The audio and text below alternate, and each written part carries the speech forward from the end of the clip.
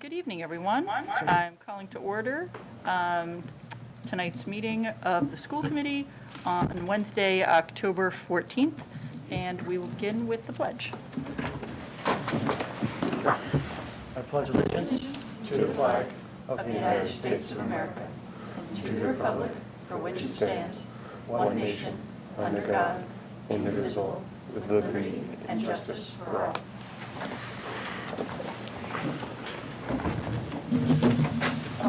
Thanks, everyone, as we are in our ever-evolving state of living in a virtual world. Again, we are conducting our meeting tonight with members of the committee and central administration in person, and we will have other panelists coming in remotely.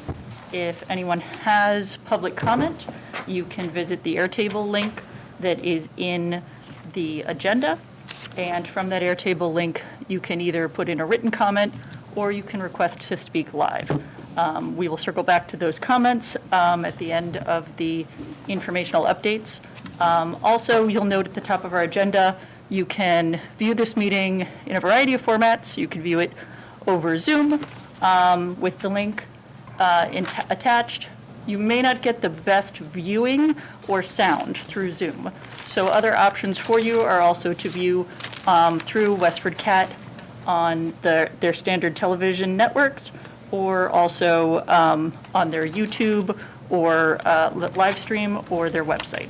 So those are other options where you might get better sound and images directly through Westford Cat. Any other informational updates on that, Chris? Nope. Okay, wanted to make sure I did all that right. Thank you. And with that, I'll turn it over to Bill. Thank you, Gloria. Just a very brief update this evening. We had our second meeting of the COVID Advisory Committee this afternoon. I'll provide you with a little bit more information on that as we go down the agenda under the COVID-19 metrics and notification. We're thankful that Dr. Sheehy and Dr. Egan from Pediatrics West were able to join us this afternoon, along with Gloria and several of our nurses, and Bob Ware also.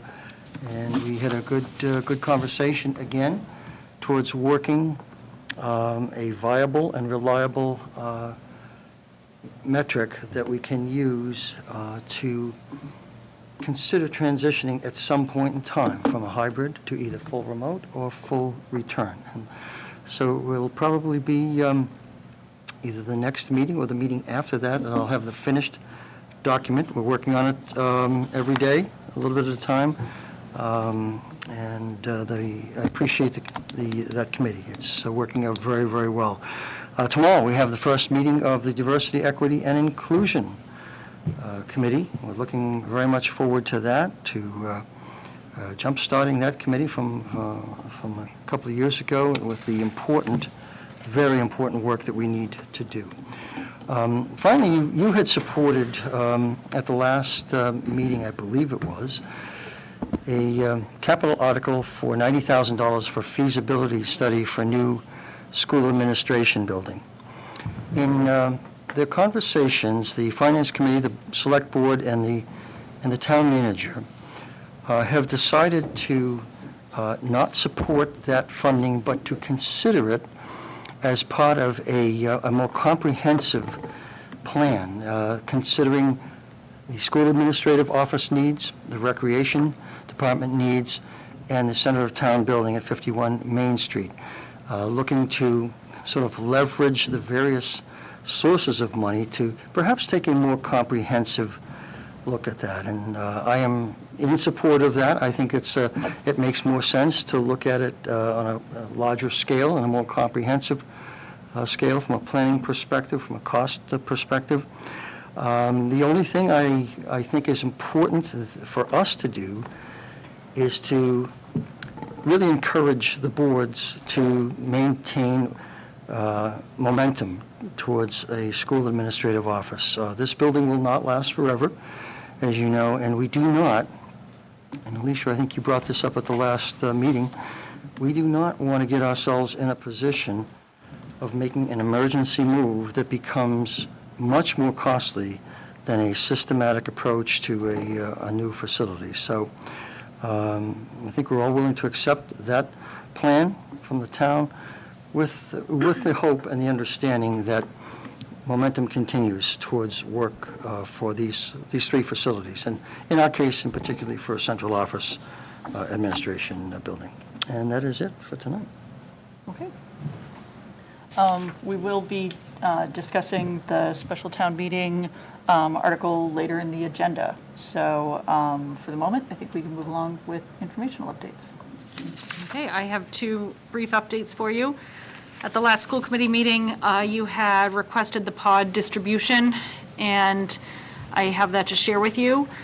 We've got the two pods, with Pod A having 2,256 students and Pod B having 2,383 students. So it was a nice split. The superintendent did a terrific job working with the data and information specialist to create these pods, and then there was a lot of having to shift the pods around after the initial line was drawn based on needs of students and services.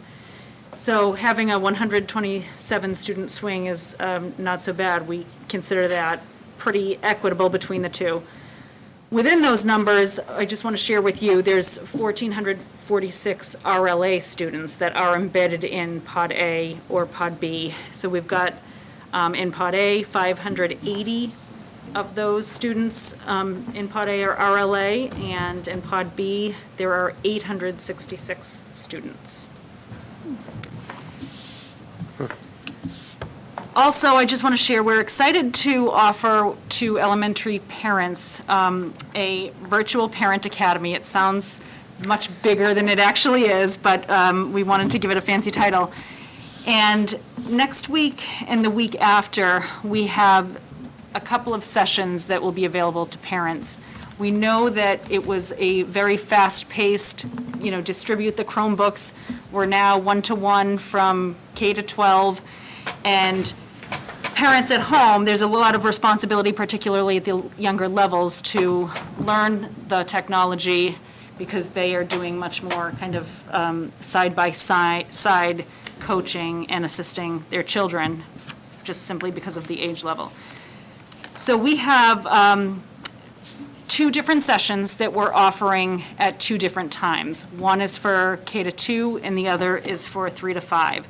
So we have a Chrome and Chromebooks session, and this will bring parents through how to sign in to Chromebooks and use the Clever dashboard, which we're using at the elementary levels, navigating the Chromebook, using Chrome tools for screenshots, and the camera for pictures to take pictures of assignments and submit them, and then Chrome extensions that we have available for students and the functionality.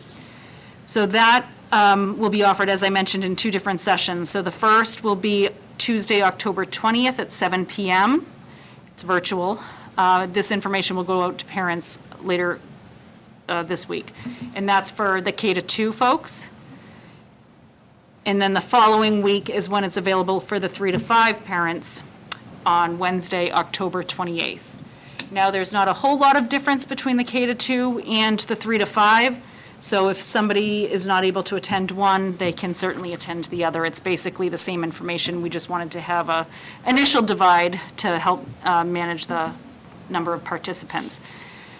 And then the second session that we have available is navigating Google Meet, Google Classroom, and Google Drive. So this will be showing parents how to use Google Meet for class participation, how to submit work on Google Classroom and Seesaw, as well as understanding Google Drive and organization of assignments. That session will be held twice. The first one on Wednesday, October 21st at 7 p.m., and that's pegged for K to 2 families.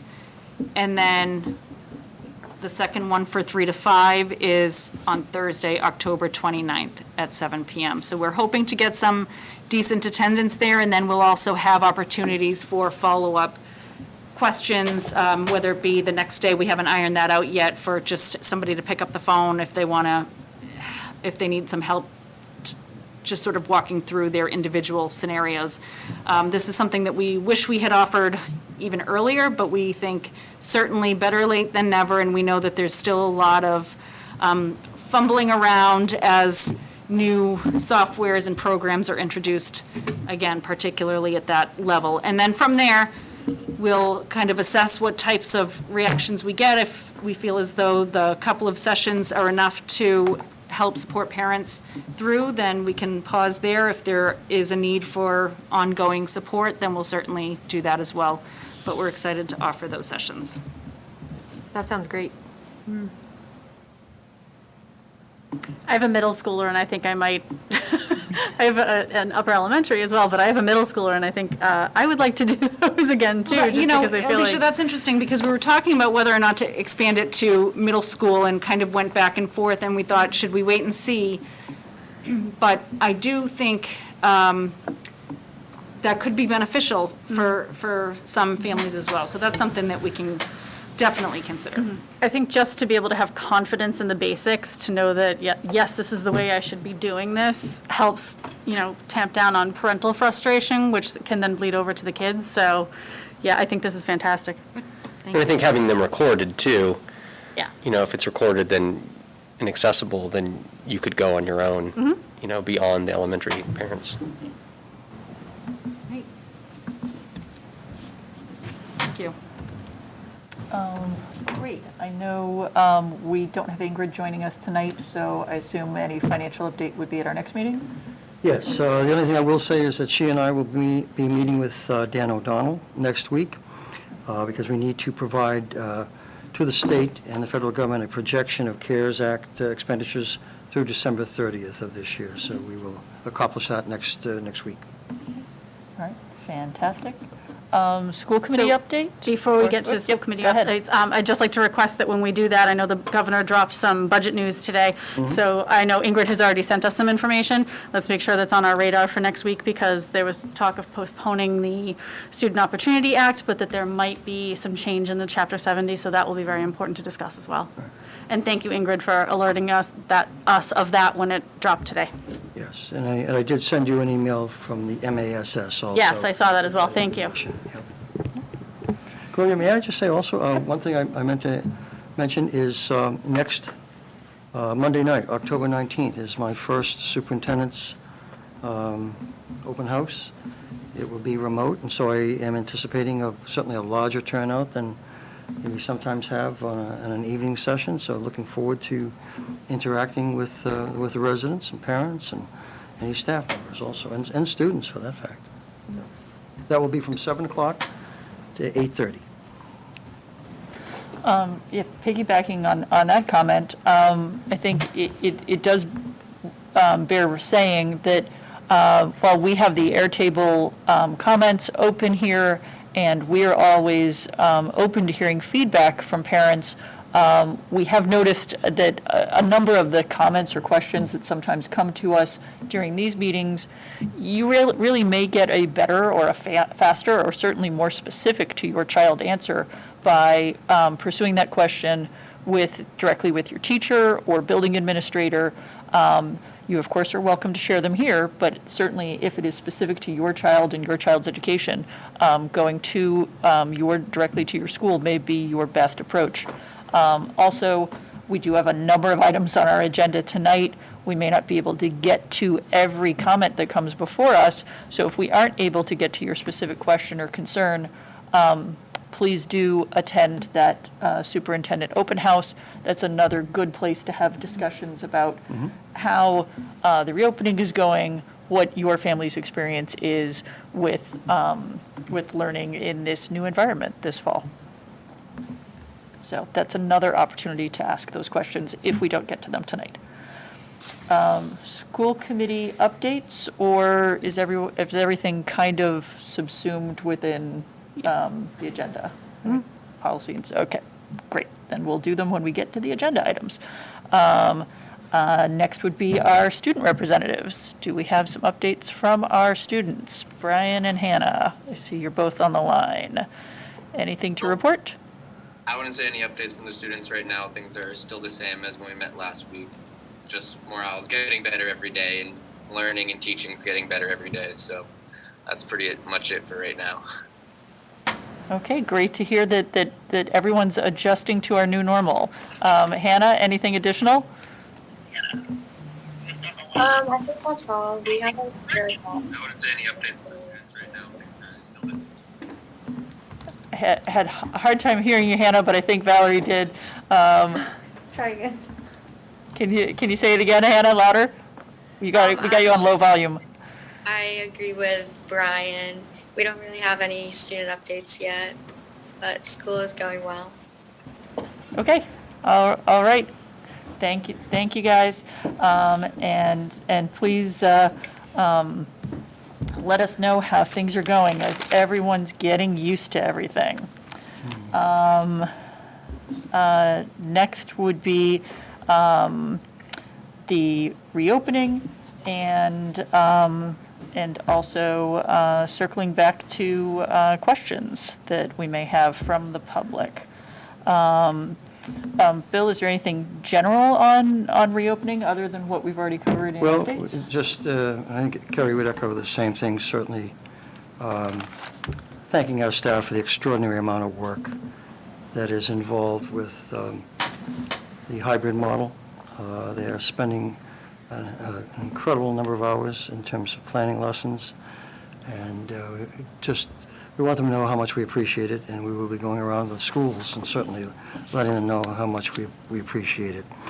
I do want to let you know also that the MERV 13 filters have begun to arrive. We have installed them in a number of our new schools. That was the first order that came in. They're installed in the rooftop units and the air intake and in the interior, also in terms of filtering the air that is mixed from the return, along with the fresh air. The order that has filters that are custom-made for the Abbott, the Robinson, the NAB, and the Day has been shipped. That is coming from Alabama, and we are expecting that in this week. And as soon as they come in, they will, we'll have a crew installing them. So that we're glad that they finally came in. I was on a conversation with some other superintendents yesterday, and they were just beginning to think about ordering, and could they expect a 2-week delivery? And I said, you know what, you're going to have to expect at this point in time a 6 to 8 week delivery easily. goodness. So, we ordered them in time. They fortunately have come in, and our maintenance staff and custodians are installing them right now. Can you just list that second group of schools one more time? Yes, the second group, Valerie, is the Abbott, the Day, the Robinson, and the Nabnasset. Thanks.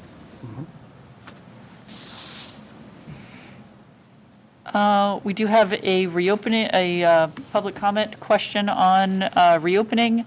It is from one of our teachers who is concerned that sports teams and practices could be a major source of transmission of the virus. How are we ensuring that safety calls are being followed?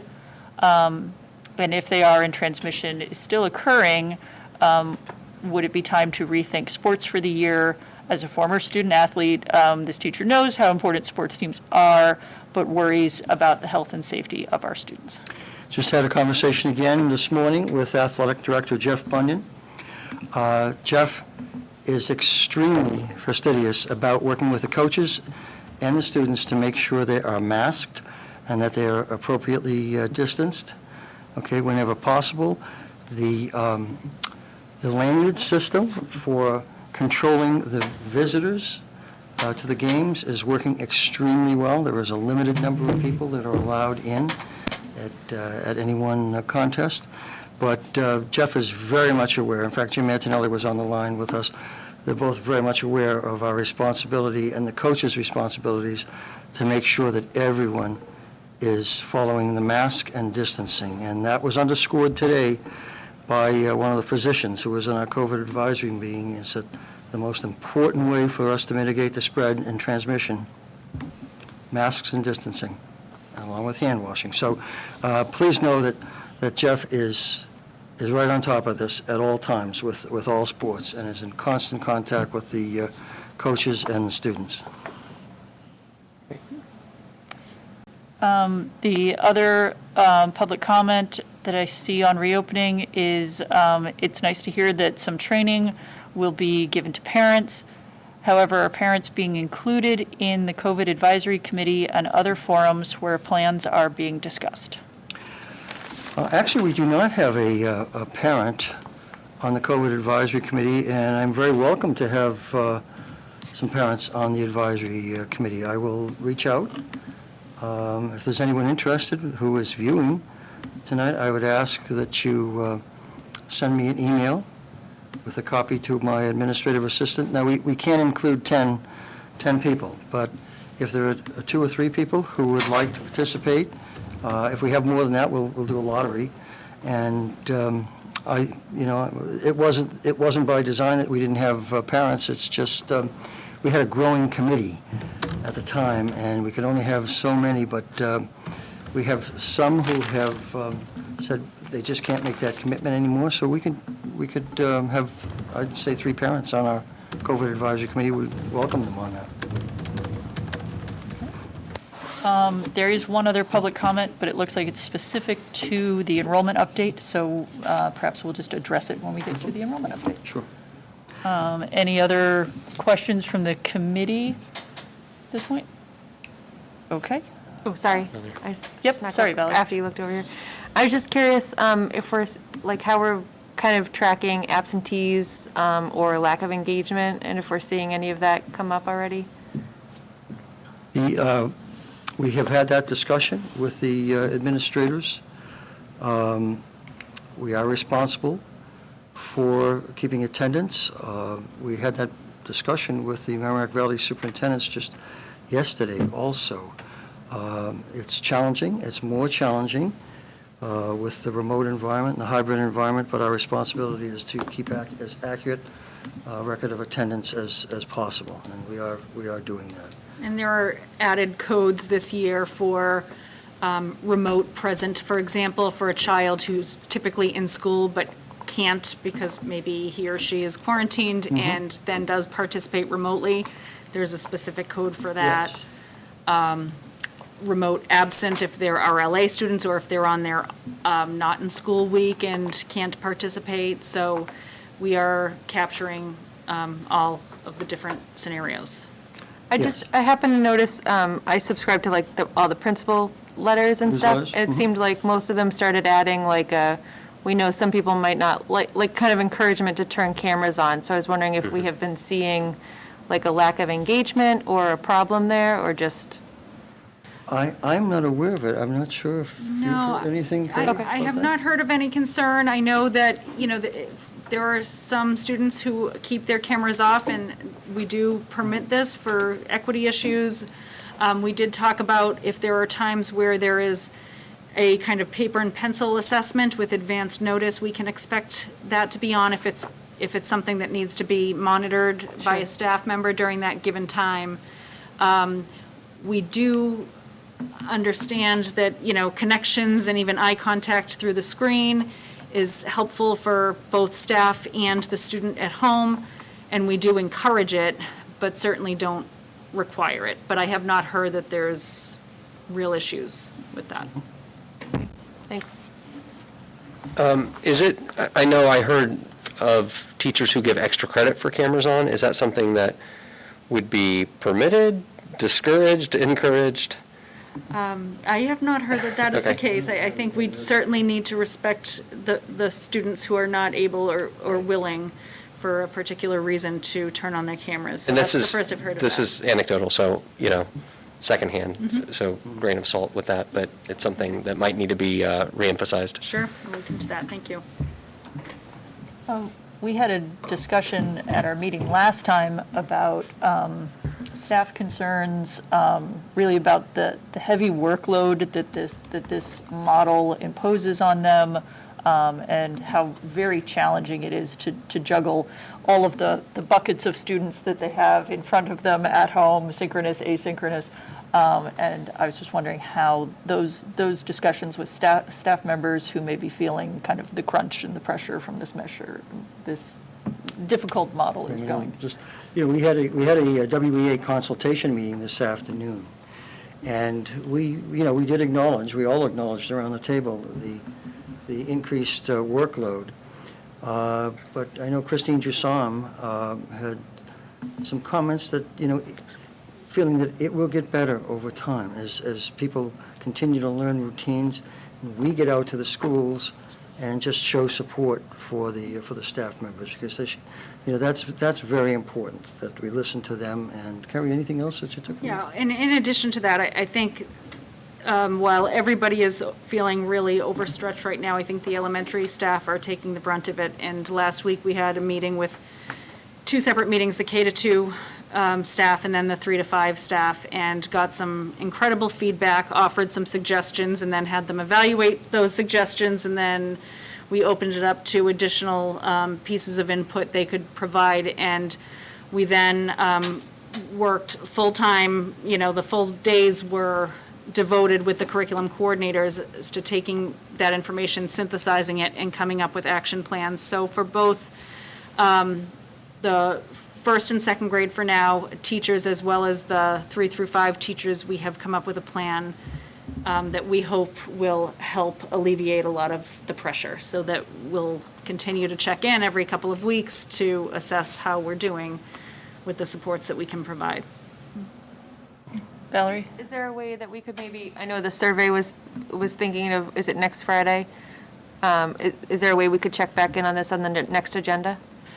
We certainly can. I do want to mention that at the last school committee meeting, when we mentioned a survey, that was kind of being planned simultaneously with the Panorama survey, which is more about the social emotional needs, not only of students, but of staff. And that went out to staff yesterday. Oh, I see. It's something that Bill will touch upon in his goals, but what we decided not to do was to give them back-to-back surveys. Okay. So we actually are going to hold off a little bit on the survey that I had referenced last week that we were going to create to say, how's the model working? Okay. But I also think that that's a bit of a blessing in disguise, in that, especially with the elementary folks, we want some of the supports that we're putting in place to get up and running first, for them to truly be able to tell, is this helping in any way or not? So in any case, it would be most appropriate, particularly at the elementary, to have postponed a bit anyway after the meetings and the follow-up measures that we're putting in place.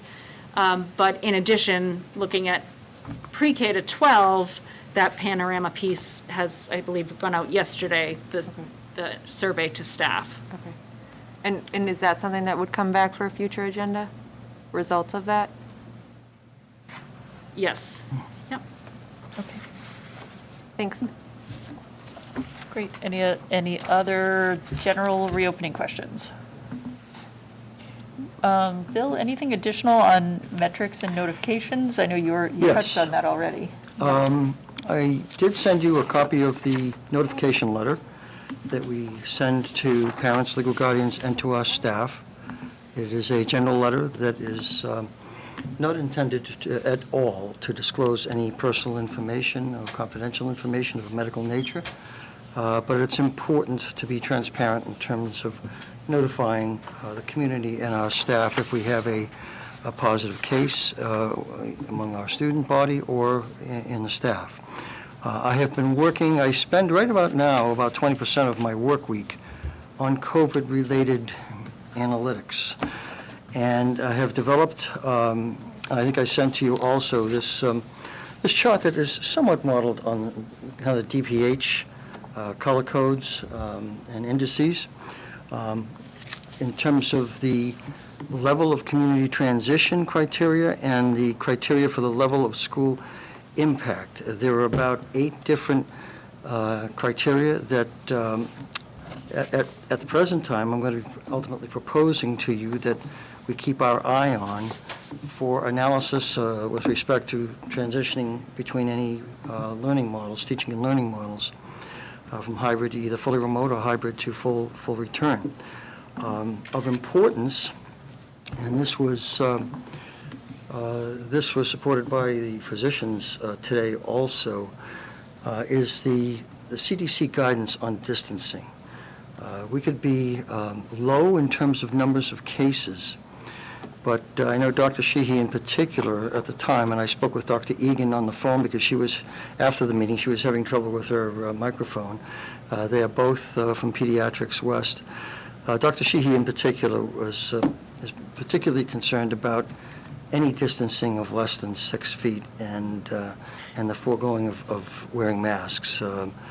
He seems to think that this virus will be with us for a while, and that I'm not sure if you've heard anything differently, Gloria, but he was very concerned about any abandonment of the appropriate distancing that has been articulated by the CDC. So he made some suggestions. Dr. Egan made a suggestion to me after the meeting in her phone call in terms of the criteria that we have on this metric. I think we're actually one of the few school systems that has something to this degree. Most of them are relying kind of on feel, and we are also to a certain degree, but we do have some specific metrics that we're keeping our eye on. And so I do want to thank the two physicians. They're extraordinarily busy in their practice as we enter cold and flu season, but they did take the time to spend nearly an hour with us today. And Gloria, I'm not sure if you want to add anything to that, but Avery is normally our representative to this group. She's out of town, so I sat in today. It was good to hear directly, really, from the medical professionals and what they are seeing. I think that having these metrics in place gives, and I know they're still in development, but when we're able to put those forth, I think it will give the public something, a yardstick to kind of keep an eye on, and to kind of be able to compare our community to other communities, to really be able to track the progress as we go throughout the fall, to see really how the public health situation is trending. And I think that will help parents and staff. I mean, sometimes that is just from a perspective of being able to track the situation and your own family expectations, and sometimes those are very personal situations with families who may have specific health concerns, close relationships with elderly grandparents, and really want to keep a fine-tuned perspective on the health situation in town. So I think giving them as much information as we can for the way numbers are trending and what the school system is watching, I think just goes to further reassure the public. And I do want to let you know on a daily basis, I do track from the DPH and other sources the number of new daily confirmed cases. The caveat there is that data is oftentimes less accurate. Excuse me. Talk about cold and flu season coming on. Huh? Data is less accurate within a 3 to 4 day period. It sometimes takes different labs a different amount of time to report, so that on one particular day there may be 250 new cases listed. 3 days later, for that same day, there may be 600 cases listed. Okay, so the data lags. My ability to report accurate data lags about 4 to 5 days beyond the actual day itself. But we keep the daily confirmed cases in Massachusetts, the daily confirmed cases in Middlesex County, confirmed hospital admissions. I look at the dashboard every week from the DPH and their weekly update report, a tremendous amount of information that the DPH is publishing. Taking a look at the age distribution of COVID cases, also the birth to 19 segment has increased significantly. Now, that is due in part to college students and their congregation and parties and events and whatnot, and that has spurred an increase in COVID-19 cases. In particular, the DPH, I should say, is keeping track and has separate databases for the college students and COVID statistics and metrics related to that age group of students. We also keep track of the number of positive cases in Westford. At the present time, we have one active positive case, and we have 23 close contacts. Okay, so the positive case is subject to the self-isolation. The close contacts are subject to the 14-day quarantine period, plus another 24 hours of symptom-free and fever-free without any analgesics. And so we're keeping very close track of the numbers. We did begin to put up our own dashboard on the Westford Public Schools. In fact, when I arrived tonight, apparently another superintendent in the area was asking Kerry what we did, and kind of liked it. Also, that is data that's specific to Westford. We'll be updating that weekly, and sometimes it might take a little bit more than a week because of the rate at which data arrives to us. And so whether it's from the DPH or our own health department, and know that they are absolutely swamped with work. So trying to be as transparent as possible and as communicative as possible, and we will keep the information flowing to you and parents and staff. Valerie? Can you clarify on that, the district's dashboard, the dashboard link that seems to be updating, I think is that a Wednesday? The 7th, the 30th, the 23rd? That looks like a quick snapshot of our town, like the kind of to justify like that color that we are in the governor's map. And then there's just there's one document for the current known cases and exposures. I think, at least I'm speaking for myself, but I think I've heard that that's really what the data people are looking for, is that the number of positive cases and the number of close contacts in the schools. And that was last updated on the 5th. So I was wondering if that is also going to be updated weekly? Yes. Okay. Yes, it will, Valerie. So- All that information will be updated. Okay, On a and so weekly basis. do we think we're on did you say Wednesday kind of cadence, or? Yes, it's generally, see, the DPH updates their weekly data series Wednesdays after 6 p.m. Okay. And so it will be either Wednesday or Thursday or Friday that we'll be updating the dashboard every week. Okay, great. To Thank do you. it before that time means we use the same data that we had the week before, so. Okay. I think, just to piggyback on Valerie's comment in question, looking at the metrics that you gave us, it seems like some of those would be things that would look good on that dashboard, too. I mean, you would have number of students testing positive. You would already have that. You could even pull in the percent positivity from the town into the one that shows the students. I'm just thinking maybe you combine it into one thing that you can go to. That's up to you. But, looking at percent positivity, which we have on the town, sort of the town data dashboard that you've published, the incidence rates, but then combining that with the number of students. Anyway. Well, interested in all your comments for improvements, because we want it to be understandable and as clear as possible to the public. So I think it bears mentioning, too, that it's not just Westford that we need to be concerned about, because clearly the virus won't stop at town borders. And the last state map that I saw, Westford was there, and it was yellow, and then there's a streak of red that extended up to New Hampshire. So I would also like to suggest to the public that, keep an ear out for the suggestions from the Board of Health. I know they just put out guidelines for Halloween and socially appropriately distancing for Halloween.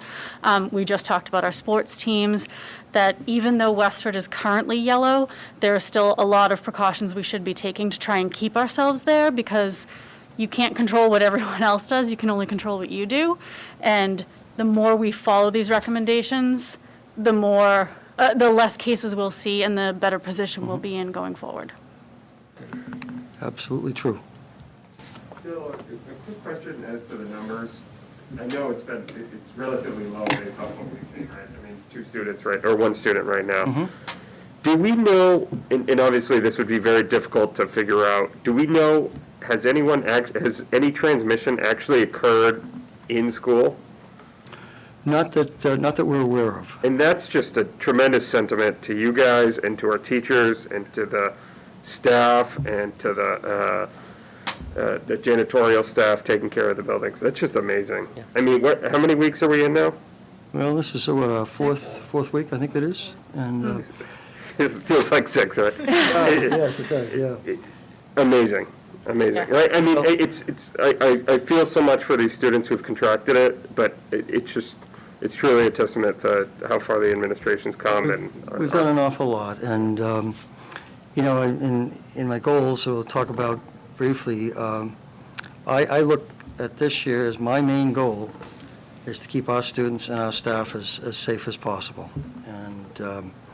And that's what we're taking very seriously. We're disinfecting all the times of buses, schools, cleaning all the time in accordance with CDC and OSHA standards. You know, we've provided all sorts of personal protection equipment to the staff, and we've taken it very seriously, and because you have to take it very seriously. So, thank you. Knock on wood. right. Awesome. Any other questions on this before we move to enrollment? Okay, enrollment update. Our enrollment, if you look at the October 1st, 2020 enrollment and our October 1st, 2019 enrollment, it shows a decline of 244 students. However, let me say that what is not included in the 2020 October 1st report is the cohort students in the special education preschool program. There were 75 last year, and we are not having any of those students this year. So of that 244, 75 students are accounted for from the loss of the cohort students. If we look at Westford Academy also, the difference between the graduating class of 2020 and the incoming freshman class, there is a 58 student difference there. In most of our other schools, there is a decline, some small. Robinson, 3 less students. Now I'm comparing October 1st to October 1st. Navnasa, 13 fewer students. The Miller, very interesting, 46 fewer students than last year at this time. Crisafulli, 8 fewer students. The Abbott, 11 fewer. And the Day, 21 fewer students.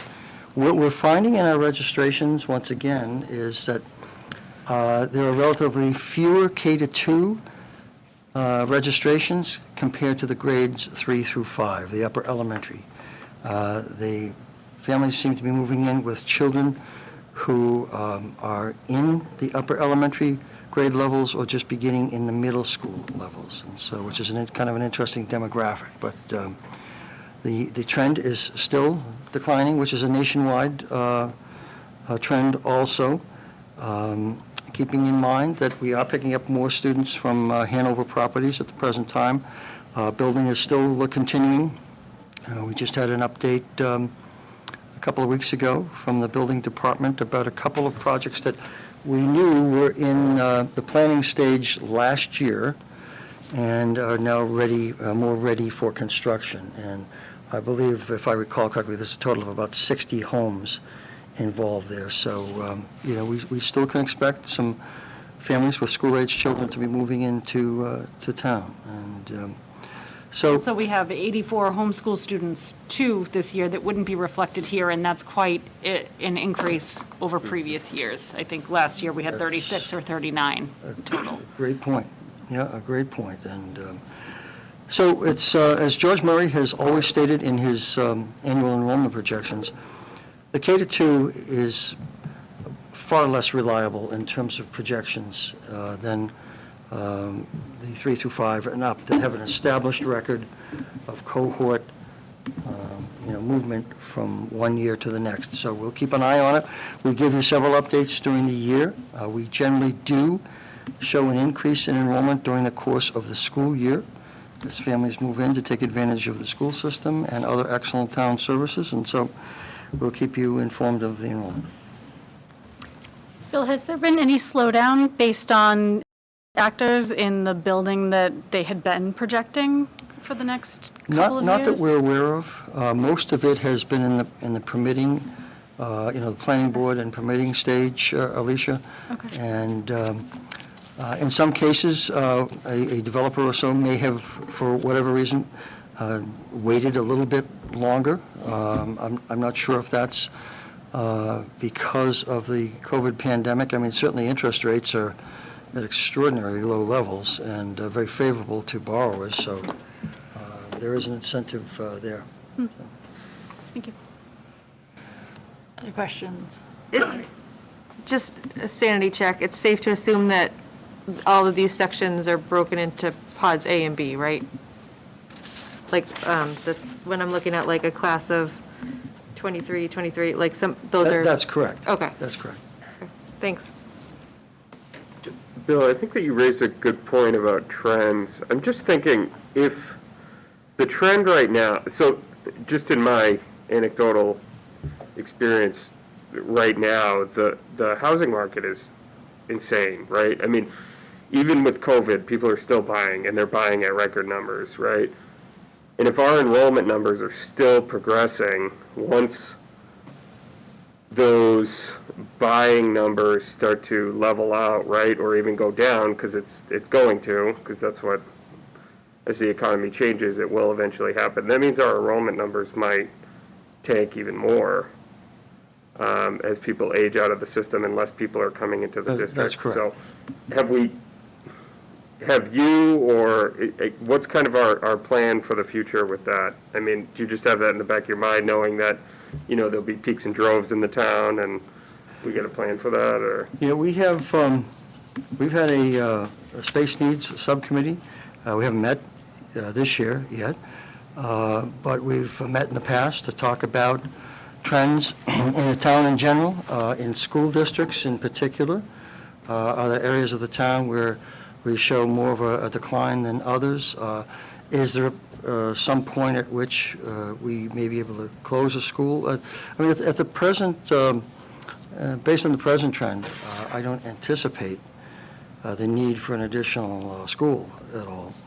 And but we will keep an eye on, because we don't want to have more buildings than we need. We're not into owning real estate, and so that's the one thing I want to let taxpayers know, is that you know, we need a consistent trend for a few years to determine and feel safe about whether or not we're at a point of closing a building. And so I think if the trend continues, that may very well be the case at the elementary level in another 2 or 3 years. No, but it's so hard to say, because the number of births in town is down annually from almost 300 about 16, 17 years ago to sort of an equilibrium average of around 135 per year right now.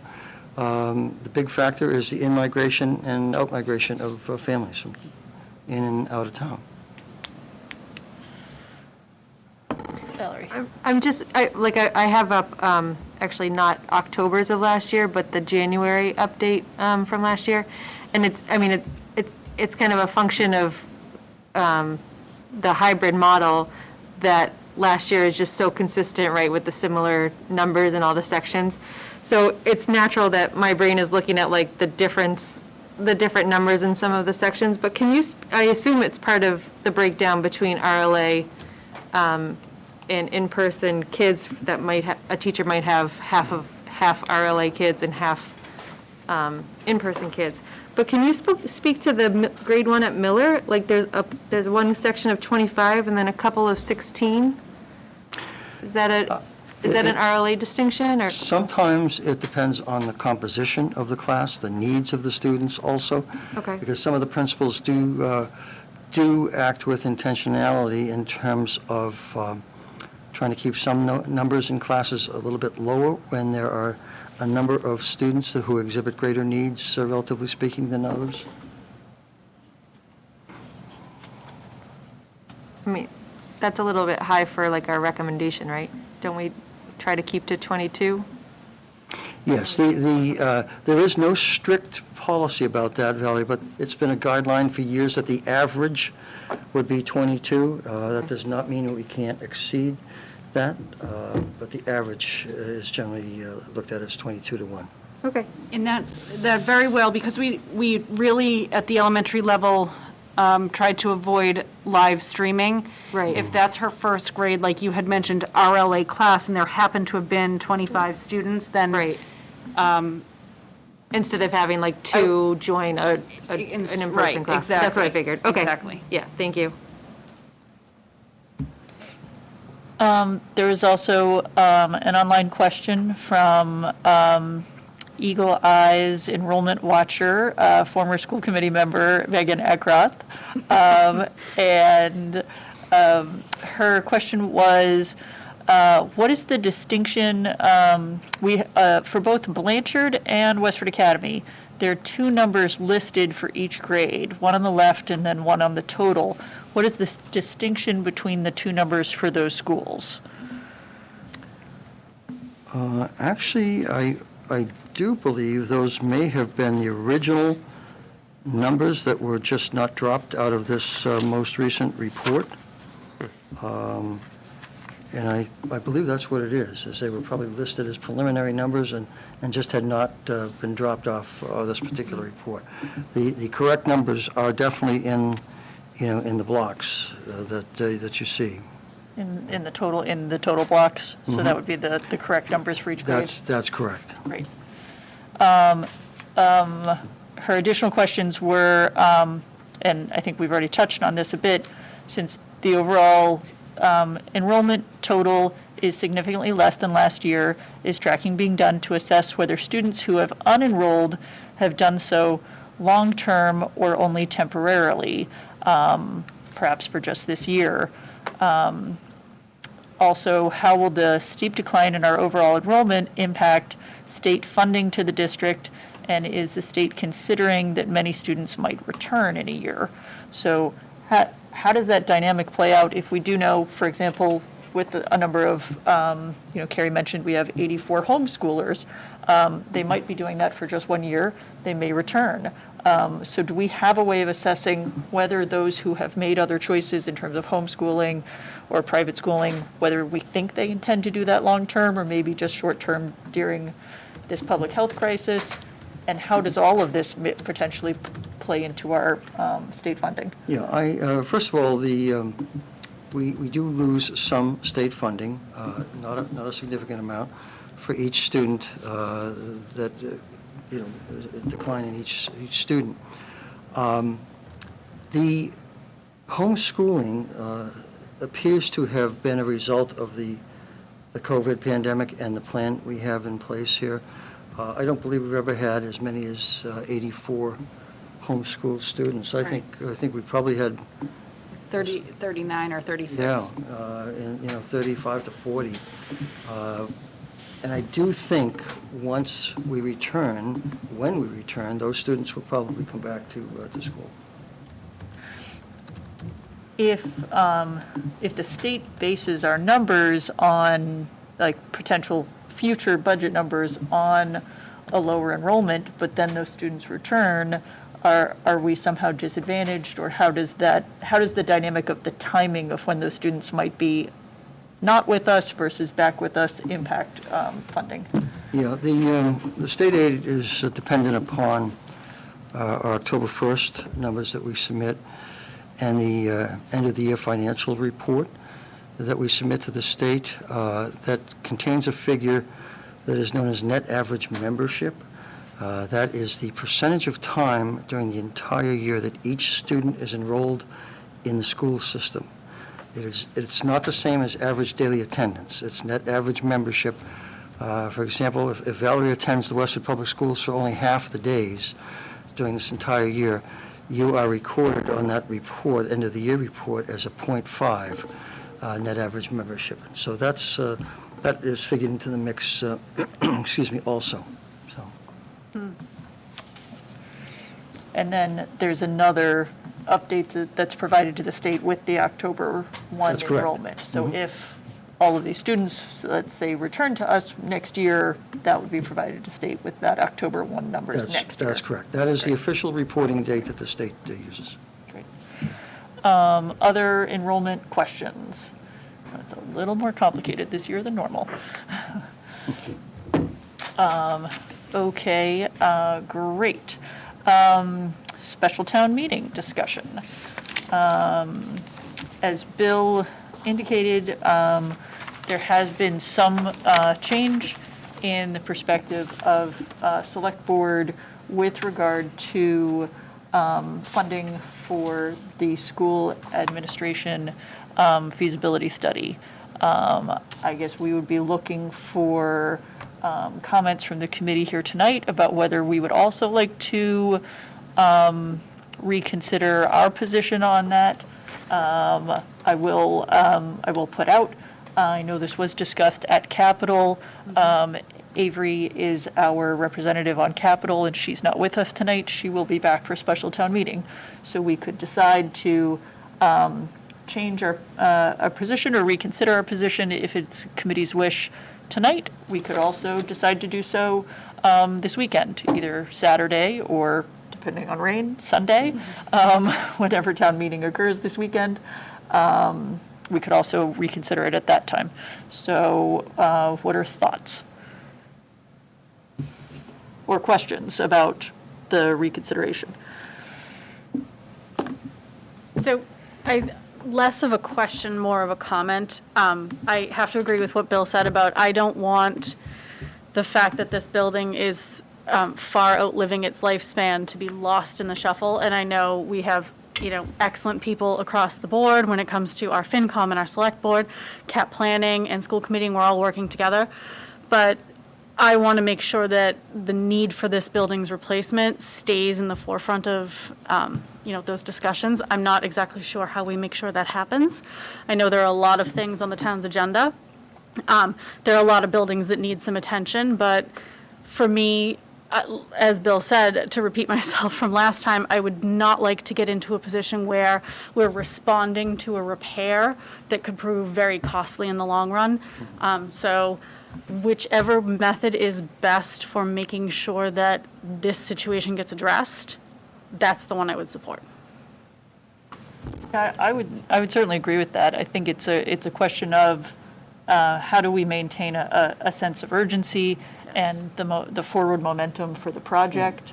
And I guess before, at least for me personally, before reconsidering, I would want to hear that perspective of the discussion from Capitol and also the feelings from the Permanent Town Building Committee. I mean, they have the expertise and certainly if there are efficiencies to be gained in looking at the possibilities for a school administration building along with kind of the chess piece dynamics of what's happening with 51 Main and what ultimately happens with 63 Main and some of the other properties that I think are in flux right now. If there's some efficiencies to be gained there, fantastic. But I just want to make sure that we do keep a sense of urgency and forward momentum on this project because this building is not going to last forever. We know that when we walk in here and see after a couple of rainy days and the buckets and the dripping water, and I'm sure once the snow starts, removing snow from this roof will be quite the priority to maintain the structural integrity of this building. So it is a concern. It can't last too much longer. So we do want to keep the sense of urgency on the project. So I guess I would prefer if we do want to change position. I think I'd just prefer to. I just heard about this kind of during the discussion last night at Select Board. I'd like to get a little more information and perspective, but if it makes sense for us to change our position, I think we could do so. Or we will be in session, and we could do so on town meeting floor. I guess that's the way I'd prefer to do it. Sean, Yeah, I actually wasn't going to say something, but I'm sorry. I saw the my pen head. up here. I certainly agree. I think it's probably best, especially because we don't have Avery, and she's probably has some invaluable insight from her seat on that, to just wait until Sunday or Saturday. Or maybe Sunday. I guess we'll see what the rain holds. Anybody else? Does that make sense? That makes sense, and we might have 2 additional members by Saturday or Sunday to weigh in too. Yep. Okay.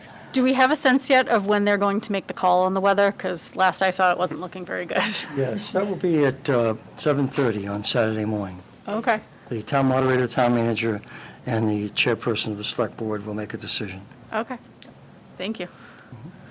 Yes, Select Board unanimously and enthusiastically gave that power to that group so that they didn't have to receive a call at 7:15 to make the decision.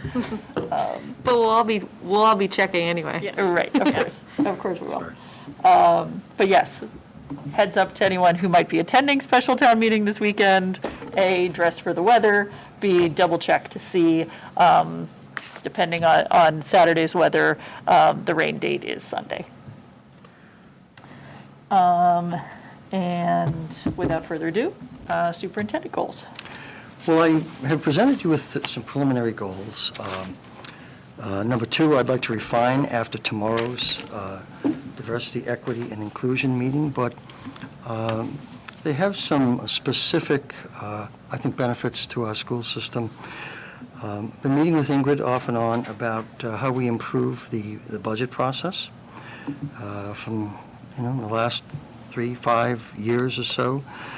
And my first goal is to enhance the consistency of the budget development process across all schools, along with an increase in townwide communications and understanding of our student needs, the budget process itself, and the major components and drivers of our budget. We will be putting together a budget workbook that we will draft and distribute to all of the principals in terms of the parameters, the budgeting of salaries, how that is accomplished, the expenses, the inflation rate, et cetera, any type of information that pertains to needed positions, how to prioritize positions based on our strategic plan that has essentially expired, and the next superintendent will be working on a revised strategic plan for the school system for I believe it's a 3-year period. But I think we're going to bring a much better sense of direction to the budget. We're going to provide a little bit more site-based authority over the budget within, the overall parameters of where we are in terms of an appropriation and what our needs are, what our student needs are. We're going to be meeting once again with all of the staff in the individual schools. It will be on a voluntary basis for the staff, and I had great participation last year to understand what the needs are, and those needs that were expressed last year are playing into one of the goals I have this year.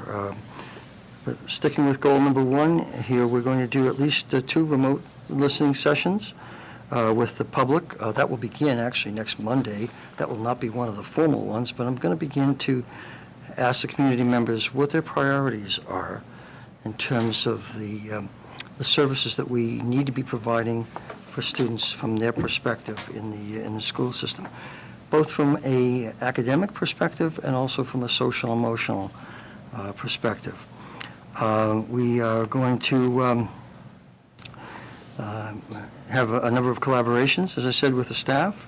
We're going to do a session of the Westford Public Schools Budget 101, similar to what the town did in the last year or two, so that people have a far deeper understanding of the who, what, when, where, and why of our budget and what drives it. What are the components?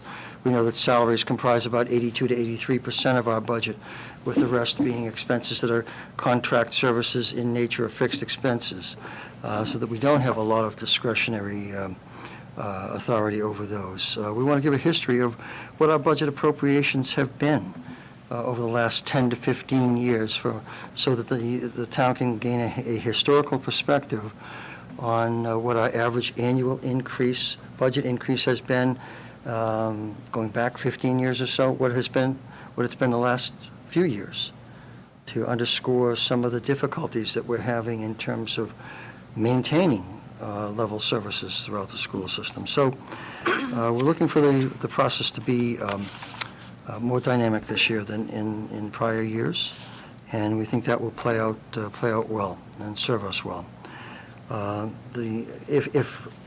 If I could just get through these 3, and I'll be glad to answer any questions. The second goal, and this will be refined, as I said, after tomorrow's meeting, is to reactivate the diversity, equity, and inclusion team with expanded representation and focus. The DEI will address the following issues. We'll develop a comprehensive understanding of the needs of our diverse population through our focused discussions and through the membership on the committee.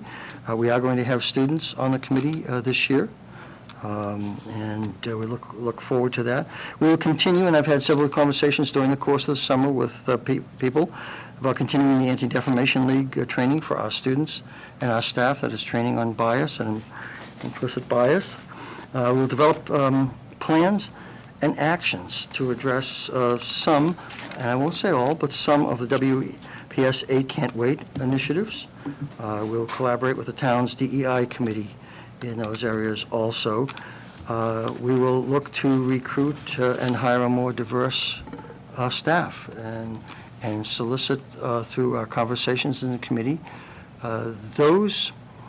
those agencies, those areas that we can seek out a more diverse teaching staff. We will, some of the 8 Can't Wait initiatives, just backing up to that, will involve a beginning of the review of curriculum materials, collections. Some of the issues that the students, as you know, have brought up to us and some of the alumni. Several focus group discussions will be conducted. And as I said, they'll include students and staff and community members with the purpose of understanding the greater degree of depth of the needs of our population. And so I look forward to the re-energizing of that committee and the work of that committee. Alicia's going to be very much involved.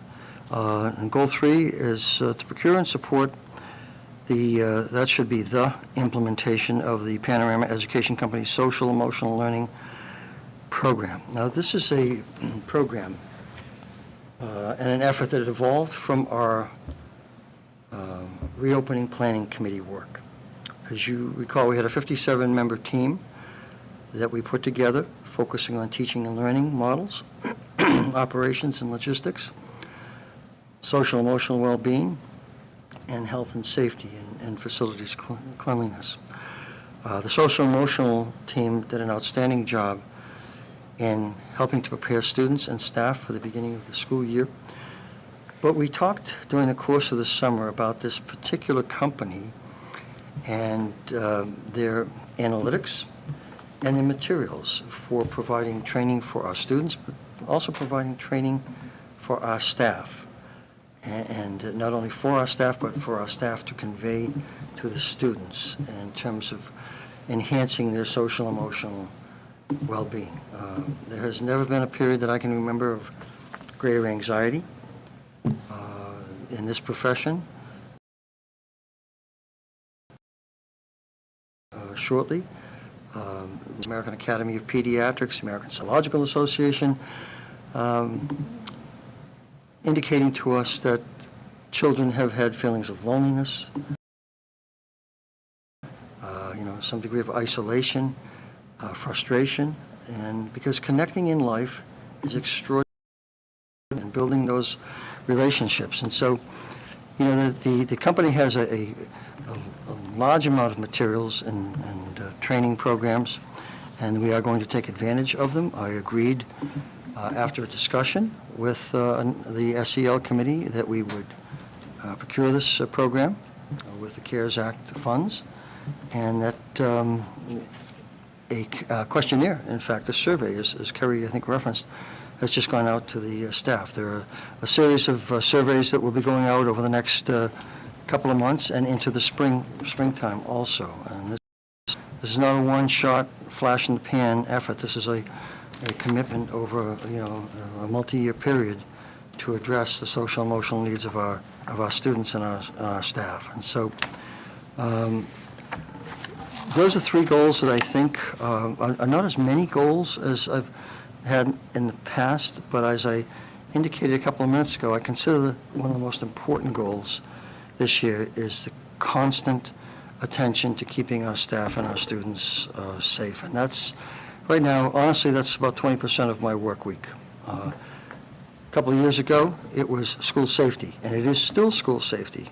We have not let our guard down on that at all, but this has now come into play and is consuming an incredible amount of time. So I'll be glad to answer any questions or listen to your suggestions. There may be some refinement. I'll put some measurement criteria in here for our next meeting also, and make sure that you feel comfortable with them. Questions, comments? Chris? I think I've got one on each. I think, given the unusual year that is ahead of us, overall, these make a lot of sense, right? These are focusing on things that we know are immediate needs and that aren't going away, regardless of how school looks this year. So I think in that sense, I thought they made a lot of sense broadly. My questions or comments, if I can remember them all, on the first goal, I guess it's around the process, with now that we have a finance subcommittee, looking at budget priorities and what that process might look like. And unfortunately, do we have any finance subcommittee? Okay, yeah, I can't remember if it's and just if anyone has any thoughts on what that might look like, and given that it's mid-October, what the timeline might be. So that's, I guess I'll start with that one. Well, we'll certainly interact with the budget subcommittee, Chris. We don't want to work in isolation. I know Ingrid and I have, I was not able to attend the first meeting, but am attending all of the other budget subcommittee meetings. I mean, we want to march forward in concert and not be conflicting in terms of our assessed priorities, and whether it be cognitive in nature or social emotional. So there will be that interaction between the budget subcommittee and our administrative team. One suggestion that Ingrid had brought forth was that we consider, first as that subcommittee and then bringing it forth to the full committee like we would with policies or something similar, to consider setting forth some budget directives. Board of Selectmen always sets forth priorities and budget directives for the town manager in the development of the budget. So we are certainly looking at doing something similar to that. We looked specifically at an example of another school district and how they did it. I don't know that we do it precisely the same way, but it was kind of interesting food for thought to kind of think about how our budget priority might start to look. So those discussions are underway in that new subcommittee. I think we also need to have, and we've acknowledged that we need to kind of have an ongoing discussion with the town in terms of the budget timeline, and we'll be providing a letter discussing kind of our thoughts and concerns about kind of the budget timelines between the school budget development and the town budget development, depending on the timing of annual town meeting. For the moment, the select board has decided to hold off on really addressing that until after we get through special town meeting, but certainly it impacts us a lot whether annual town meeting is in March or is in May. It has a dramatic impact on our process as well. Great. That addresses the questions I had, and I think just reemphasizing that after last year, there was a sense that we do need to get those budget priorities, budget directives as early as possible to do more of a top-down process in that regard, rather than look at the budget numbers and then coming to the committee with tough decisions that did not come out of a process that looked to prioritize what we wanted to do for the coming or for the following year. So that is good. Thank you. Goal number 2, the only thing that I was going to say is, I wouldn't want to necessarily tie you to a particular training. You mentioned the ADL training, and I have no reason to believe that's not the correct or a great training, but just to say I certainly wouldn't tie you to that, and would encourage that we look at alternatives or look at what's out there and pick the one that is going to meet our needs. That's a good point, Chris. In fact, I am contacting the Director of Diversity, Equity, and Inclusion in the Wellesley School Department to see if she would be willing to come here and do some training. Right. And on the third one, I've known about the panorama for a while. I'm glad that we're going to get that in here. My question would be, once we have surveys and we start to get some data and a sense of where there might be needs, can we get a little better idea of what some of the outcomes of that would be? Like, what would be actual implementation of, you cite discussion groups, reading, classroom activities, but maybe some more concrete examples. And, I think about our challenge success work, and there's a lot of overlap, I think, with the panorama and what you're trying to achieve and how you're getting there. But I'd want to see, I guess, groups, readings, classroom activities sound pretty tactical and specific versus strategic, like a broader overarching, are there major structural changes that could be recommended, or, how do you, I think a big one we've talked about is how do you affect cultural change in a community, in a school community, such that, students can talk about stresses they feel, parents can be reminded of the stresses they're putting on their children. So things we've talked about before, and I suspect Panorama has a way of pulling those in and feeding those out, but any future detail that we could get on that would be, I think, really helpful. Other, Valerie? I really appreciate a lot of the objectives under goal number 1. I think the budget process can be intimidating as a resident watching, inaccessible. I had somebody say, like, what is circuit breaker? So a lot of those things I think it would be great to really break down. It just wasn't clear to me on the timeline for the remote listening sessions. Is that part of, like, this pre-work? Like, you're expecting them soon? Okay. Yes. I think that is, as to my knowledge, that sounds like a new idea, and that I really appreciate that. Thank you. And I would even Information gathering. suggest that kind of forum might also work kind of once the budget comes out. I know I watched plenty of the meetings last year before joining. I think a lot of people like to ask questions in these meetings and on a forum like that, a community forum. I don't know how that works, open meeting law and all that stuff, but that kind of structure might work as to continue once the budget is released. Yeah. One of the issues that I'm considering, Valerie, is how do we sort of break this up so that we don't have 400 people online and it becomes ineffective? Right. Can we do it by perhaps sister schools where we might have 150 Right. people? Yep. And that facilitates the exchange of information more than, not much can get done with Exactly. large numbers of people. Yeah, once you hit like hour 3, I'm sure it. I just had one more thing to add, that for under goal number 3, I know you noticed you had mentioned that the panorama was purchased with CARES Act funding. Is that an ongoing contract? Will we be able to access those services past December? Yes, that is an annual contract, so that will. So that it will- covers us even though the funding entire school stops? year. Got Yes, it. that's correct. Thank you. Alicia? So to piggyback off of what Valerie was just saying about once the budget comes out, I've seen several districts that when they publish their budget, I'm thinking specifically of Worcester, when they publish their budget, they also publish a budget hearing schedule where they break out on individual nights, independent from regular school committee nights. This is what will be discussed, or like you said, like a sister school schedule.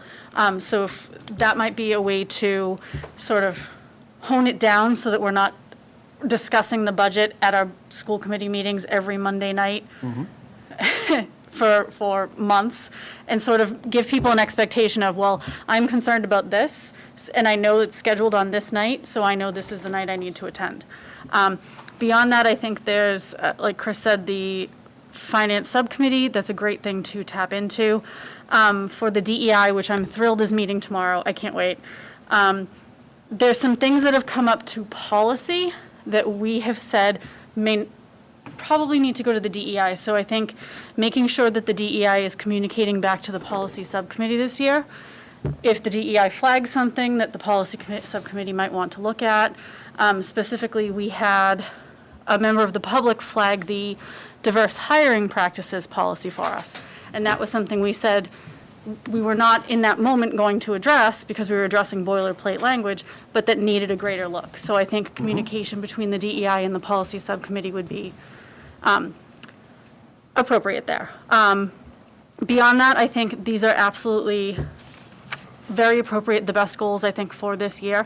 I'm very pleased to see goal number 3, because I think as much as we're all thinking towards when can we be back in the building, everything will be different from here on out. Dr. Chu sent out an email about school pictures, and he hashtagged it because who would ever want to forget 2020? Don't forget to order your school pictures. This is going to be with our students and staff for quite a while, and I think focusing on their social emotional supports this year is absolutely imperative because this will domino out from here. So I'm very pleased to see goal number 3. Thank you. Anything else? I'll just add, I think these 3 goals, zoom in on the, no zoom pun intended, the key things that our school system needs to be focused on this year. So I really appreciate that. I think there's something to be said for focus on a smaller number of really key important issues than having a longer list. So I appreciate that. I think others have already touched on a number of the specifics that I would have mentioned. I'll add that I'm very excited to see that our school DEI team will have expanded representation that includes students. I think that's a really important voice that we need to amplify. I think the young alum who are involved in the 8 Can't Wait initiative will be thrilled to see that you specifically have called that out. And I think it is also really important that we will be working in collaboration with the town's DEI committee. For those school committee watchers who maybe don't also watch Select Board, we did have a joint meeting with the Select Board last night, and we did appoint 22 members to the town DEI committee, and they're going to begin meeting in conjunction with Anita Tunkaran-Wen and our rep, who's the liaison from Select Board, and Ming Chen Zhang, who is our liaison to that committee. They are liaisons, not necessarily members. The 22 residents will really be looking at DEI issues from a very holistic perspective across the entire town and schools, our entire community.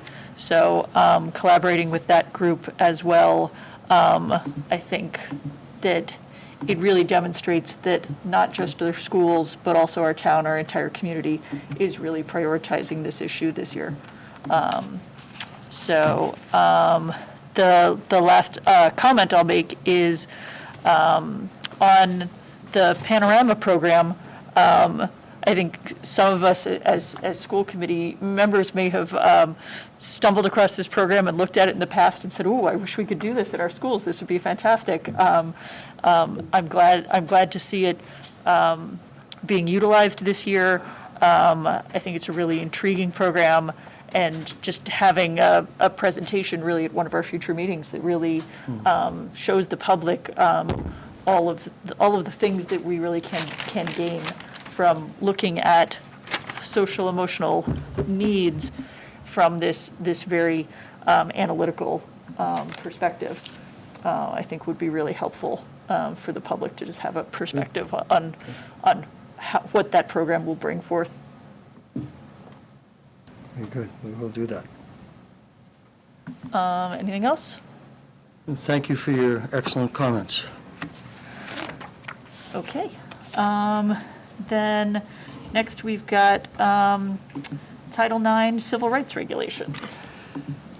Well, I'm going to introduce, Courtney Moran. Courtney will be doing a brief presentation, but this is a new set of regulations that came into effect on August 14th of 2020.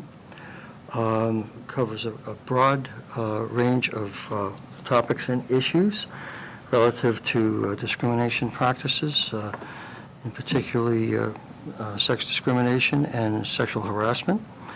Sort of in a broad brush perspective, the new regulations bring more specificity to what constitutes sexual harassment, what triggers a legal obligation to respond, and how a school must respond. It is quite different than the regulations to this point in time. And so with that, I don't want to steal Courtney's thunder. She has presented prepared some slides for you, and if we could have her participate. Hi, Courtney, can you hear us? Yes, I can. Can you hear me? Yep. Okay, great. And so I guess I'll do the special ed update after this slide presentation, Chris, Okay, if that's okay. great. So as Bill has indicated, we do have new regulations that we must adhere to for all Title IX procedures. And these new Title IX regulations were finalized in May of 2020 and went into effect as of August 14th of 2020. These regulations imposed very prescriptive grievance processes for us to follow and have created a much more detailed resource-intensive investigation process. The single investigator model, which we conduct with most of our investigations, are now expanded to be a multiple person investigation team. And the districts needed to provide new updated procedures for both Title IX that met all of these new requirements, which also triggered our response to create procedures for defining our regular civil rights violations and how we go ahead and investigate those claims as well. Now, when I say that we develop procedures,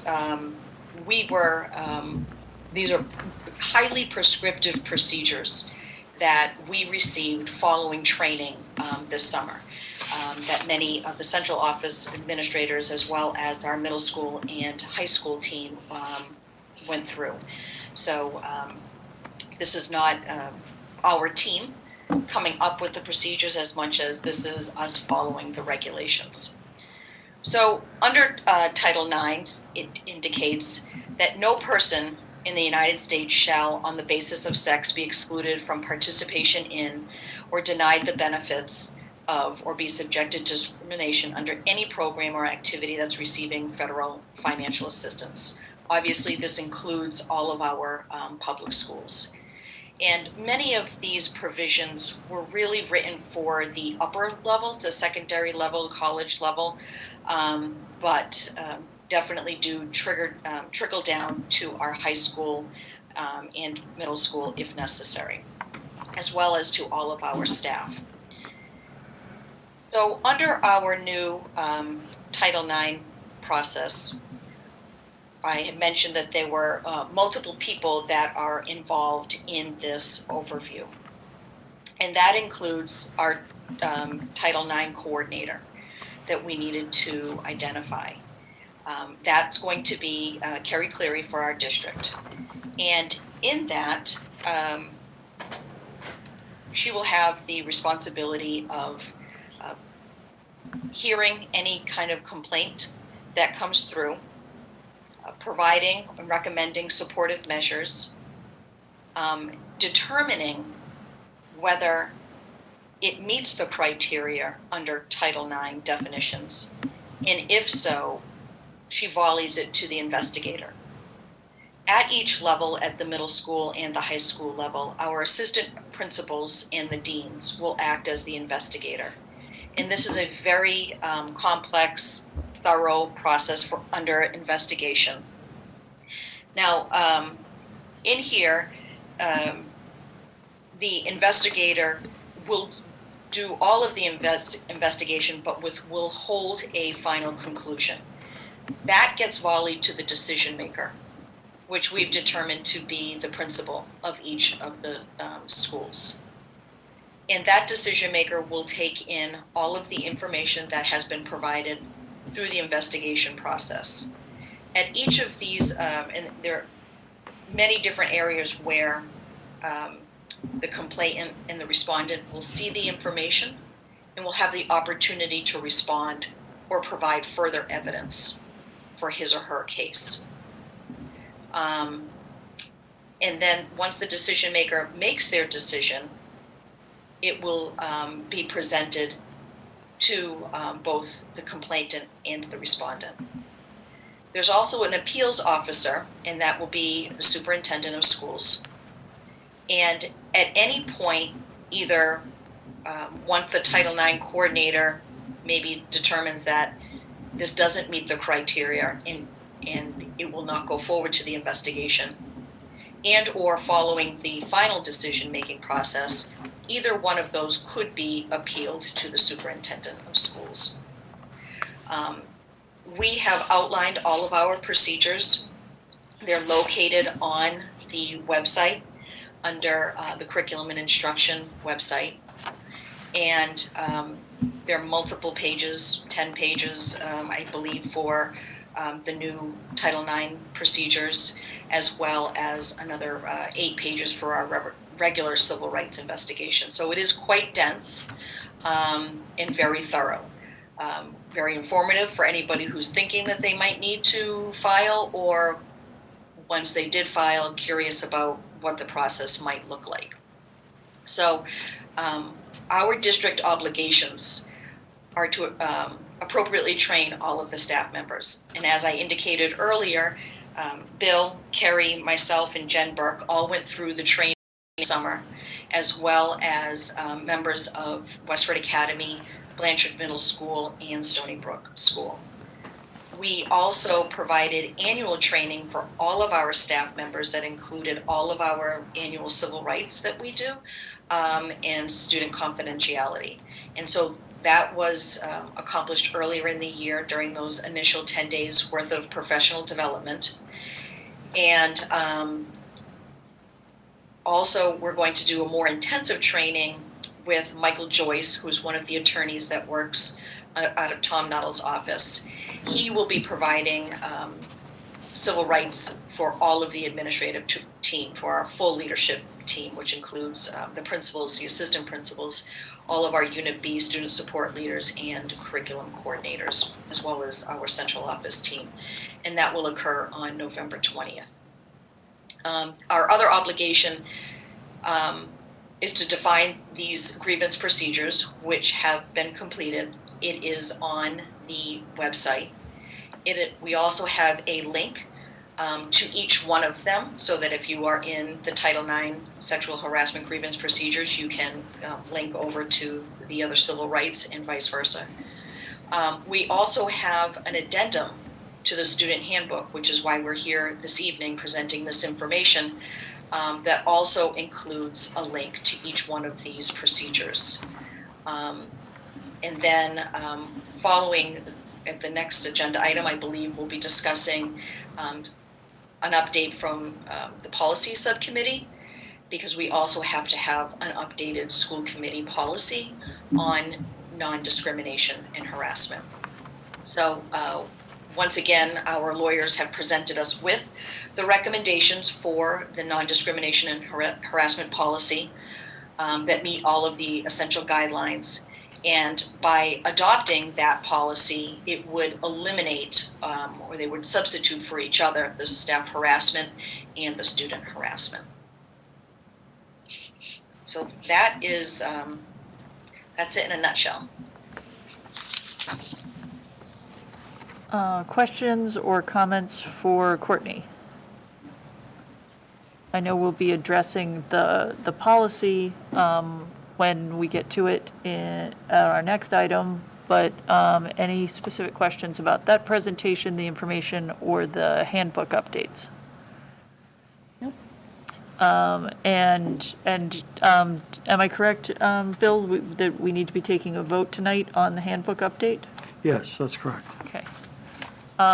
The question I would have, and this is really a question that came out of a lot of the concerns that were brought up at the Racial Justice Forum, but they were certainly paralleled by some students in regards to sexual harassment. A big concern among students was that they did not know how to initiate a complaint in terms of a reporting structure and who was someone that they could go to talk to. So how, and I know this may be an ongoing conversation really this year with DEI, but also with these Title IX updates. I guess I do just want to really combine those two efforts in terms of, I think we need to make sure that while this entire process is in place, students have to be able to access it and need to know who is a person that they can go to talk to, who has the knowledge and has the training to be kind of an initial contact person, an initial intake for that complaint.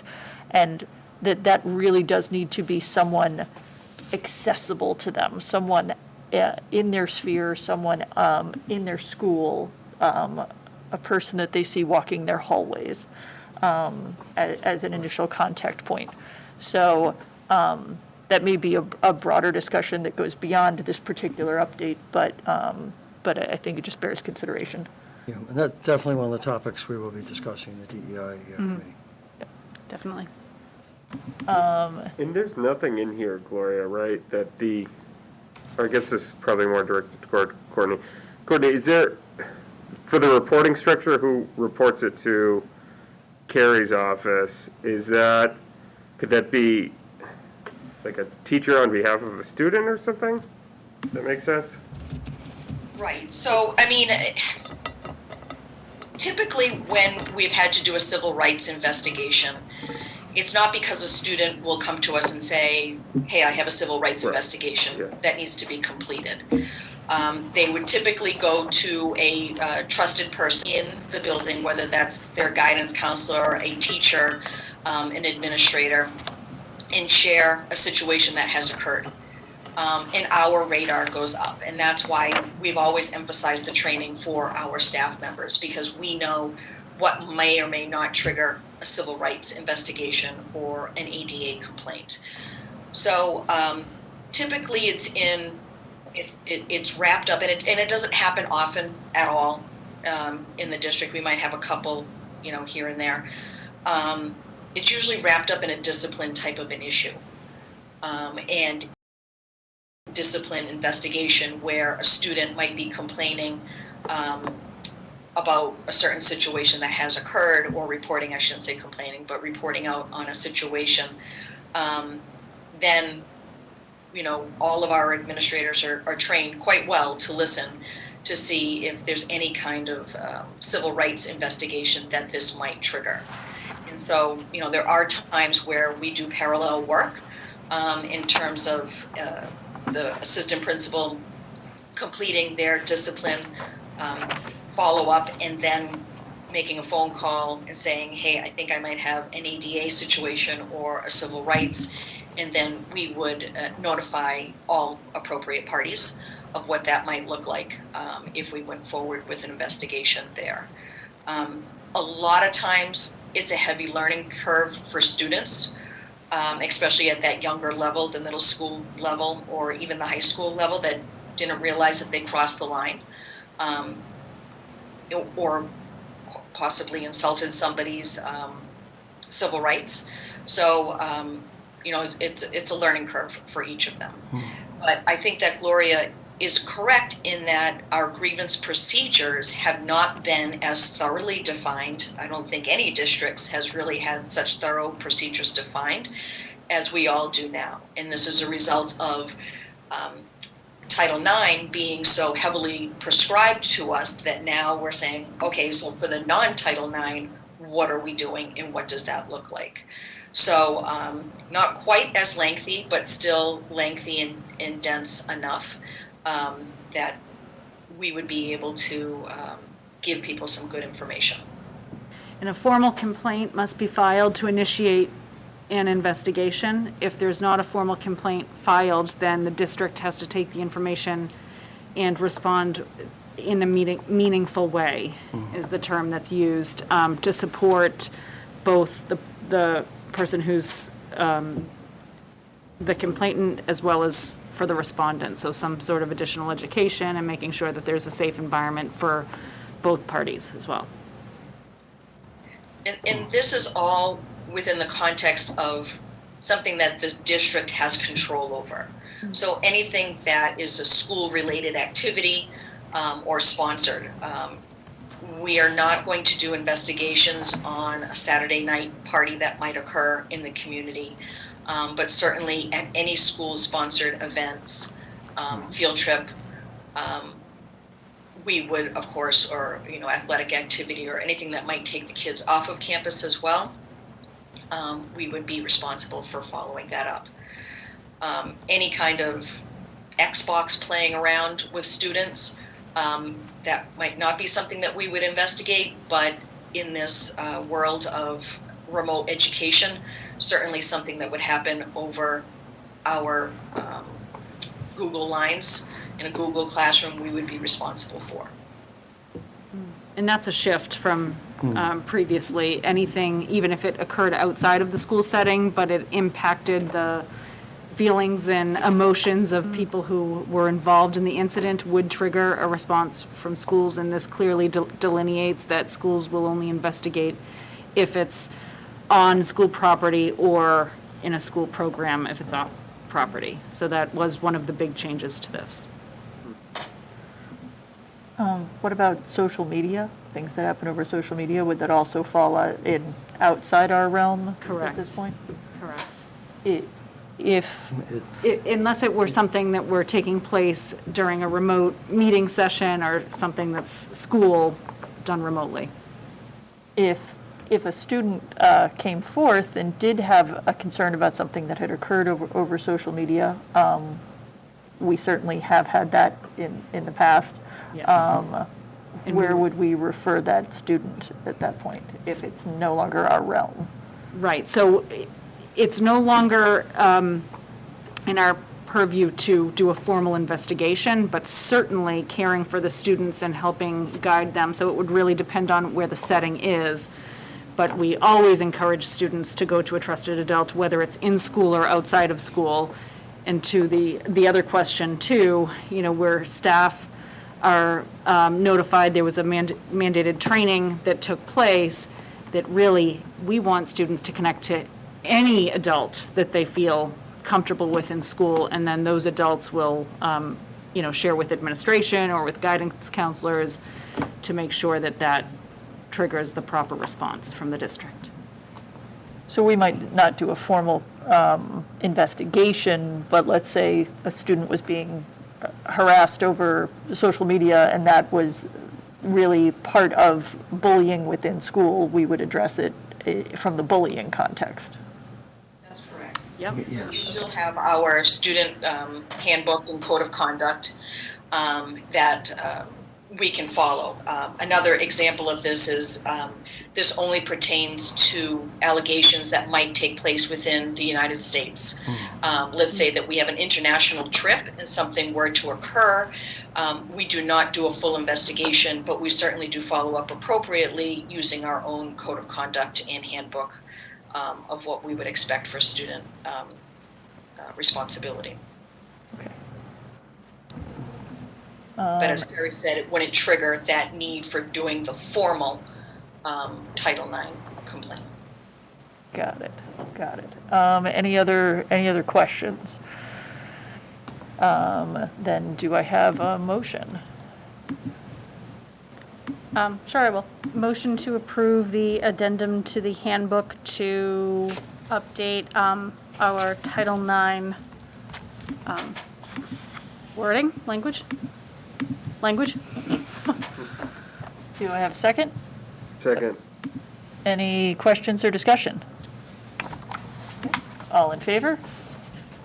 Good, thank you. And that is unanimous. Thank you for all of that information, Courtney, and for keeping us in compliance. I hope, Courtney, you'll be staying on the line for the next portion as we address the policy aspect of this issue. Right. Before we do that, I did want to squeak in just a quick special ed update, if that's okay. Oh, yeah, absolutely. Please do.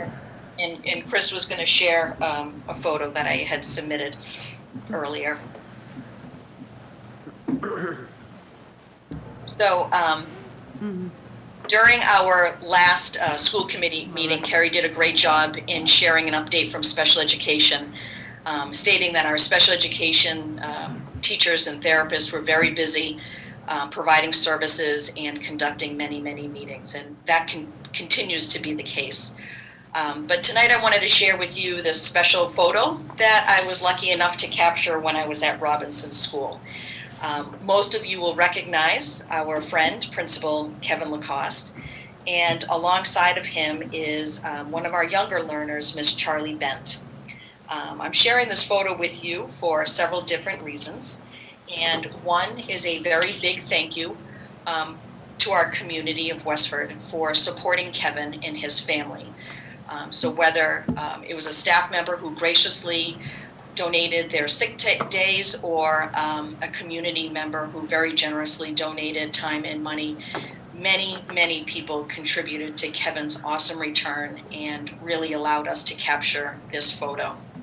So when we talk about school, it means so many different things to different students and to different families.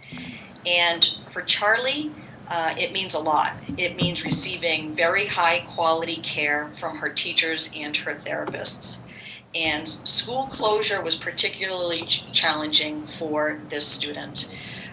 So I'm very thankful for all of the hard work that everybody put in this summer to really work through some difficult conversations and to really get us to return.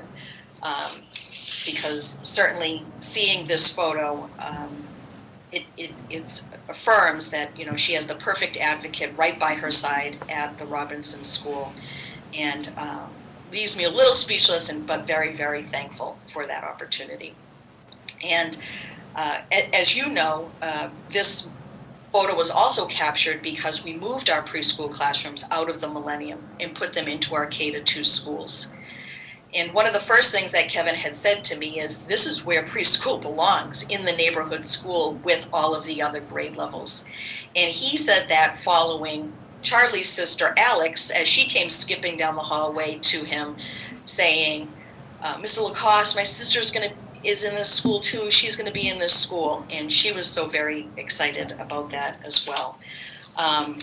So I am very thankful that our preschool teachers, teaching assistants, therapists, all adapted and are continuing to adapt to their new schools. Certainly change is difficult, and we had created a wonderful community here at the Millennium, but very thankful for the warm welcome that they have received from Robinson, from Nabnasset, and continue to receive from Miller.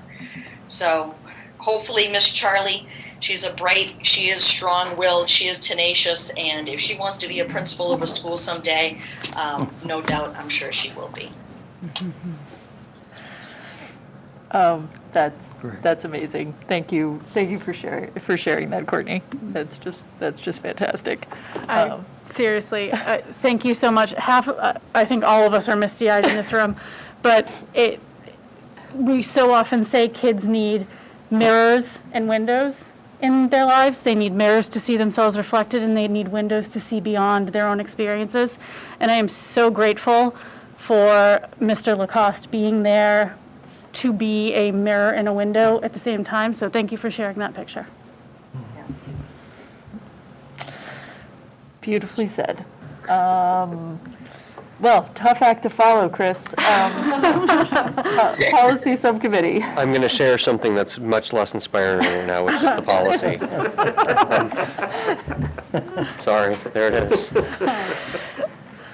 So big thanks to Courtney for just her leadership on all of this, and to Attorney Michael Joyce for really feeding us the language for the policy that we need to be compliant with this law change. So that's really where it comes from. We didn't really do much or anything with it, for that matter, because we just wanted to comply and get us in compliance.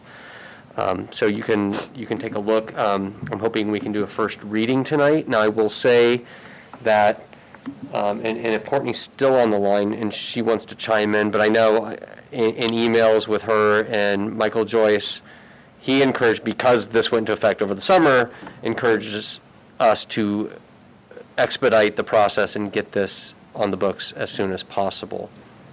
And so that, our normal process is do a first reading at a meeting, 2 weeks later, talk about it at a meeting, all the while public comment is open, and then at a third meeting, do the second reading and do the vote on it. That's really a 4-week process. I'd thrown out maybe we make it a 2-week process, and that we are doing the first reading tonight, we get it up on the website tomorrow for public comment, and we could vote it in at the next, do a second reading and vote it in at the next meeting. If that sounds okay to Courtney, if she's comfortable with that timeline, it would require because it's a deviation from our current policy for how we adopt a new policy, it would basically take a 2/3 vote to deviate from our normal timeline.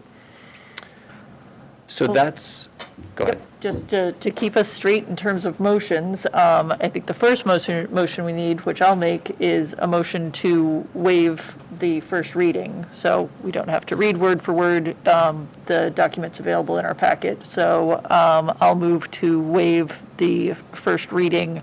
I'll second. And second, all in favor. Okay, with that procedural item out of the way, I think the next question would be, we would make a motion to put it out for public comment and then to decide for how long. Right. And whether we can take it up at the next meeting.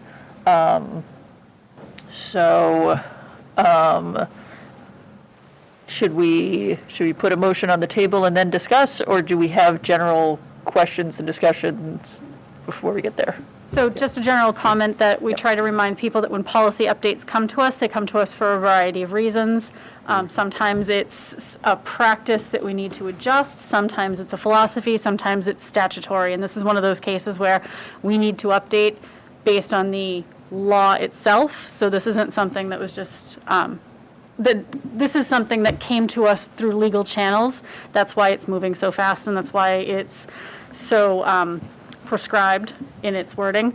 I support speeding it up so that we can make sure we're in compliance. I think if we extend the public comment period to, if we file it tomorrow, if we put it up on the webpage tomorrow, and we make sure we keep the public comment period open, our next meeting is supposed to be October 10th. So if the policy subcommittee could meet the previous Friday to review any public comments on it, then I think we're in a good space to vote on it on Monday night, because it is prescribed from our legal department that this is the wording we need.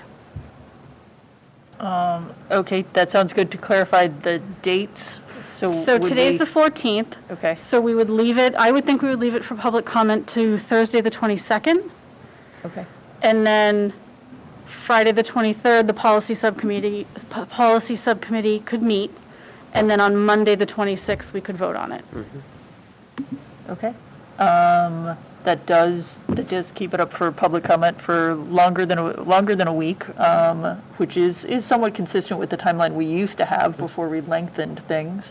And it just compresses this from a 3-meeting timeline to a 2-meeting timeline, so that we are in statutory compliance sooner. I would move that we follow the timeline prescribed by Alicia just now.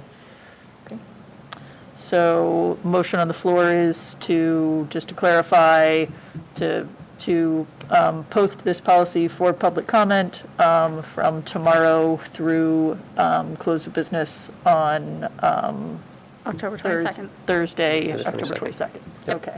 And then to and do then a second reading and vote on Monday, the 26th. The 26th. Got it. Just to clarify, that is 1 week.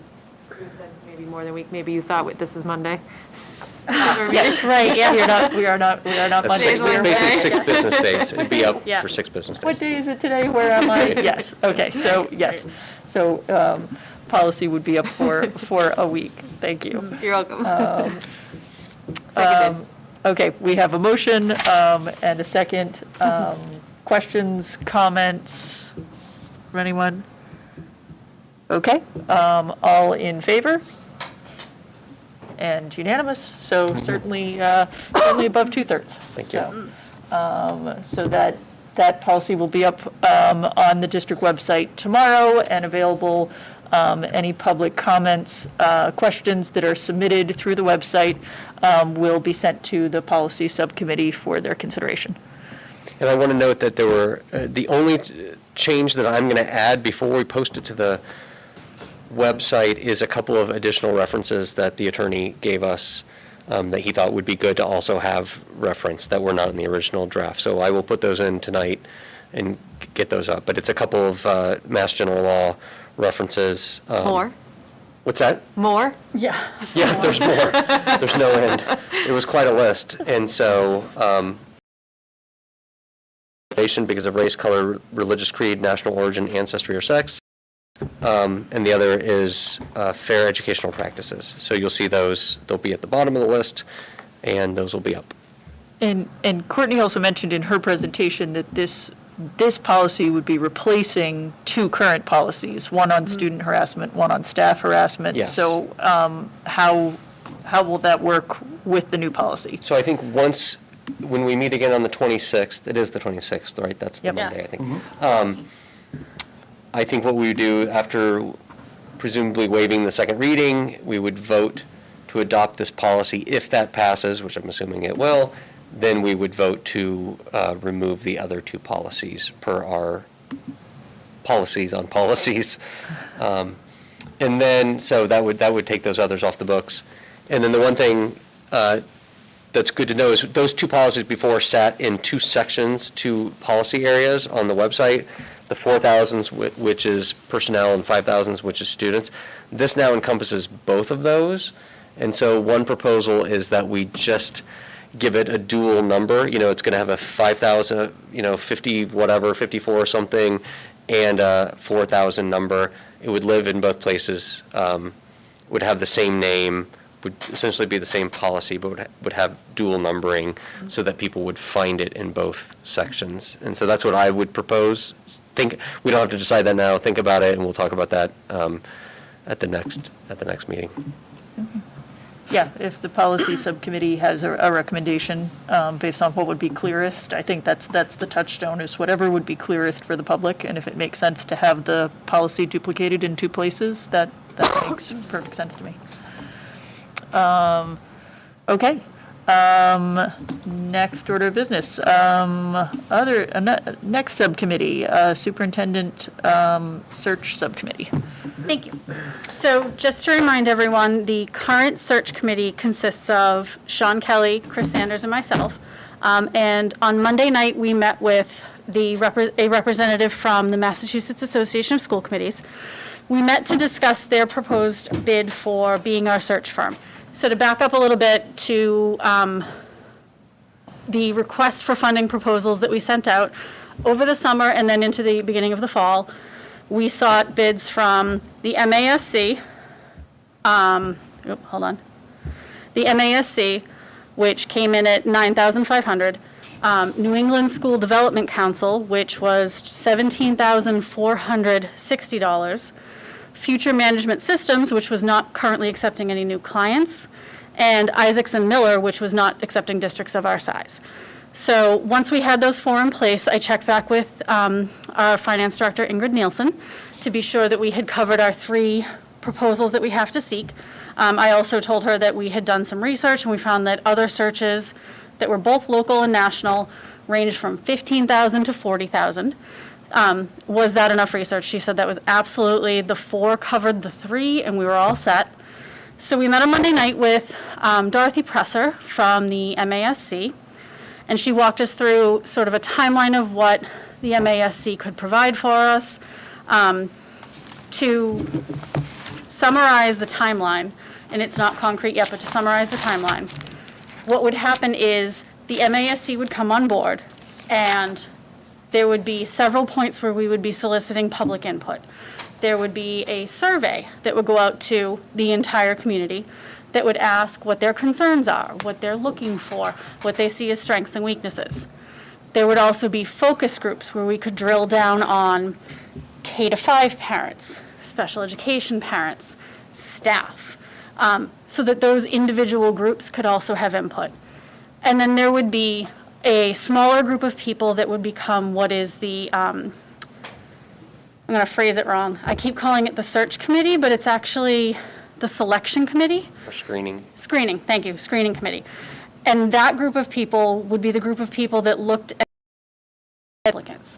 So throughout the process, the MASC has touch points where we have opportunities for stakeholder input throughout the entire process. They also, I was very impressed with what they told us about their supports for us. It's clearly Westford's search. They will take into account what our community is looking for, what our community's needs are, but they will be right there with us to help us run focus groups, to help us, they will generate reports for us, they will do screenings hand in hand with us. Personally, I was also very impressed with what Dorothy was telling us about their relationship with the Massachusetts Association of School Superintendents. She told us about aspiring superintendent programs they have. She told us about, there's apparently a 3-year program where if you have not been a superintendent before, say you're a principal coming from another district or our district, there's a program that you could join that would essentially mentor you for 3 years as you begin your superintendent position. So cost aside, MASC was definitely the least expensive, clearly, but cost aside, I was very impressed with their presentation to us. I thought not only do they have a working relationship with school committees, they have a working relationship with the MASS. They are clearly very well versed in doing this. The subcommittee voted 3-0 to recommend that this be the search firm that we use for the upcoming superintendent search. So if anyone has any questions, I can answer them. You all have the contract in your packet. So any questions? Questions or comments? Valerie? Yes. I don't know, I don't think this is contract specific, but since this is really the first time we're talking about the whole process in a general meeting, can you talk a little bit about the makeup of the screening committee? So what Dorothy said was, initially what will happen is we will put out the survey, we will start to run focus groups, and then the screening committee, generally what happens is in any given year you can have anywhere from 30 to 60 applicants for a superintendent position. What the screening committee will do is the screening committee will review all of those applications and bring 3 to 5. They recommend at least 3. 5 is sometimes, 3 to 5 is generally the range. Those 3 to 5 people will become the finalists. The screening committee will be sort of culled from the people who have answered the survey and joined the focus groups who express an interest in being on the screening committee. What they will help us do is they will help us balance it. Community members, parents and caregivers, and staff. And clearly some of those will cross. We have many staff who are also parents of students in our district. So what they will help us do is they will help us look at sort of the cross-section of all the people who said, I'd like to be part of this, and help us create a balanced screening committee. But it's important to remember that from the survey to the focus groups to the screening committee, and then once we have finalists, we will have forums with the finalists as well. So there's multiple opportunities for the public to be involved in whatever way they feel comfortable. If you feel like you want to be on the screening committee, we'd love to have you apply. If you feel like you just want to meet the finalists down the road, that's possible too. There's multiple points where stakeholders from across the town can be involved. So the other thing too that I didn't mention the first time around was if we decide tonight that we will go with the MASC, I will contact Dorothy, and she will begin working on a timeline for us. And then our next meeting, Dorothy will meet with us again, and by then she will have sort of a sketched out timeline that we can present to the public so that they understand where all of those sort of touchstones are coming.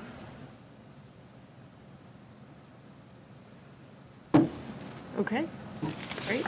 Any other comments or questions? I'll add that it's always wonderful when the committee finds that the best option is also the most economical option. That's a rare and appreciated.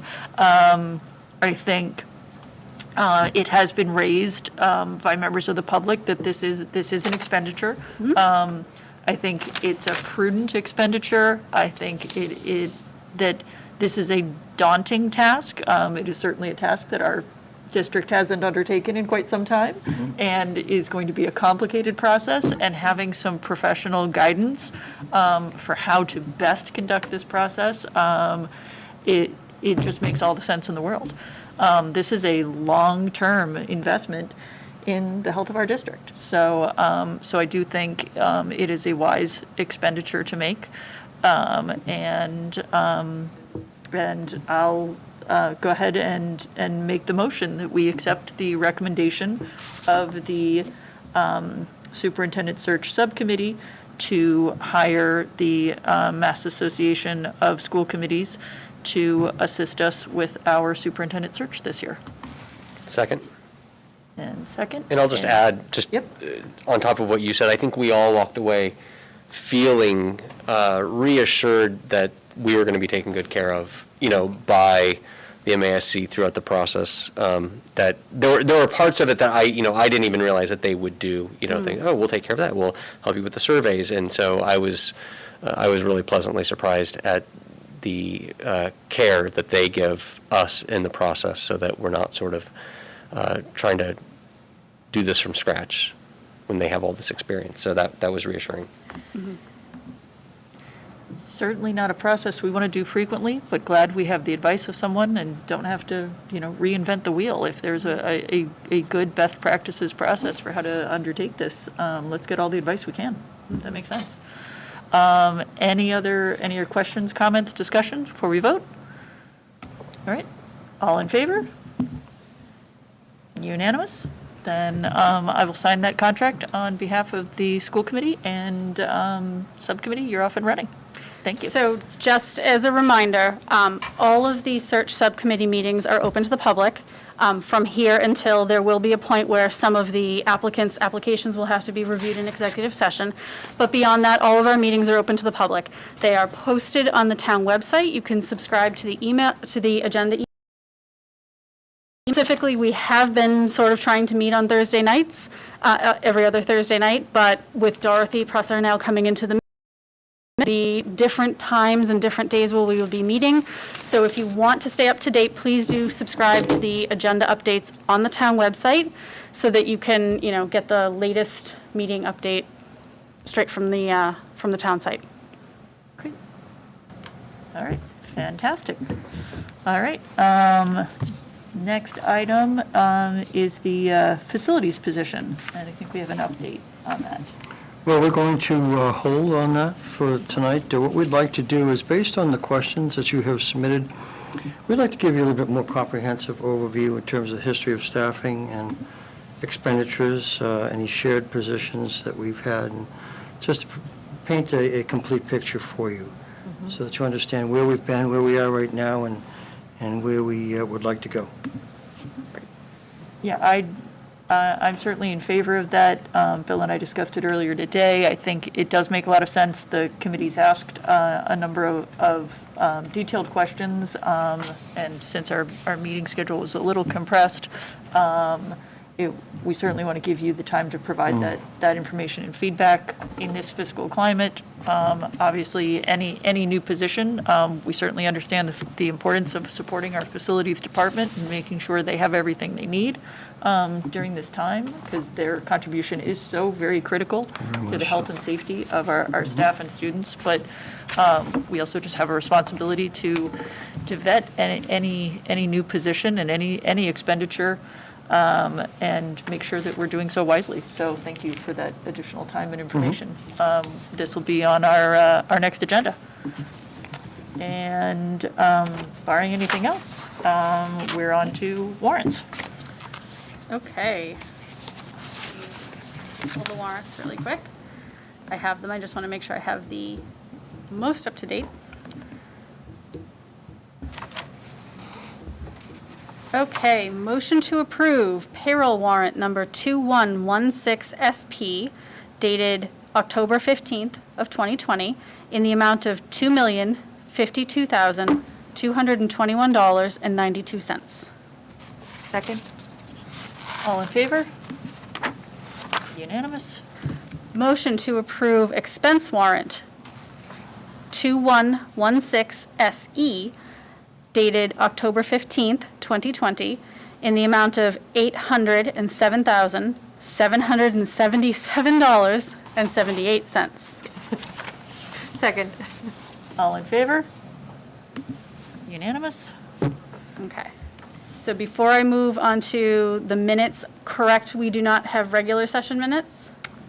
They were not in the packet. We did the 14th, if my memory is right, we did the 14th at the last one, and because the tight schedule, we haven't done last week's yet, so, and these executive session minutes are just kind of catch up. Okay. So yes. I just wanted to make sure I didn't miss anything. Yep. So motion to approve executive session minutes not for public release dated August 17th, 2020, August 31st, 2020, and September 14th, 2020. Second? All in favor? Unanimous? And personnel update. Well, this is the personnel update that was intended to be in the last packet. It goes all the way back to July, so about 2.5 to 3 months worth of activity, which is not entirely unusual. So that very fluid in every school system in these particular times. Any questions or comments on personnel update? Just a quick question. So with all of this movement, are you having any trouble filling any of the positions? Is there anywhere that, where we need more people? Well, day-to-day subs, Alicia, and long-term subs are always difficult. Teacher assistants have been a challenge. Principal aides have also been a challenge. It's a pretty, well, it has been up to this point, a pretty robust employment market, but, certainly unemployment has increased, but we don't seem to be getting as many applicants, and nor does any other school system. I was talking with, as I said, other Merrimack Valley superintendents yesterday. They're facing the same situation. Wow. Okay. Along those lines, Bill, is there any need for us to potentially reconsider our substitute pay, either for substitute teachers or substitute custodians? Is that something we need to look at to remain competitive with other districts? We just made a decision to increase the substitute custodian pay a little bit, just to see if we could attract more.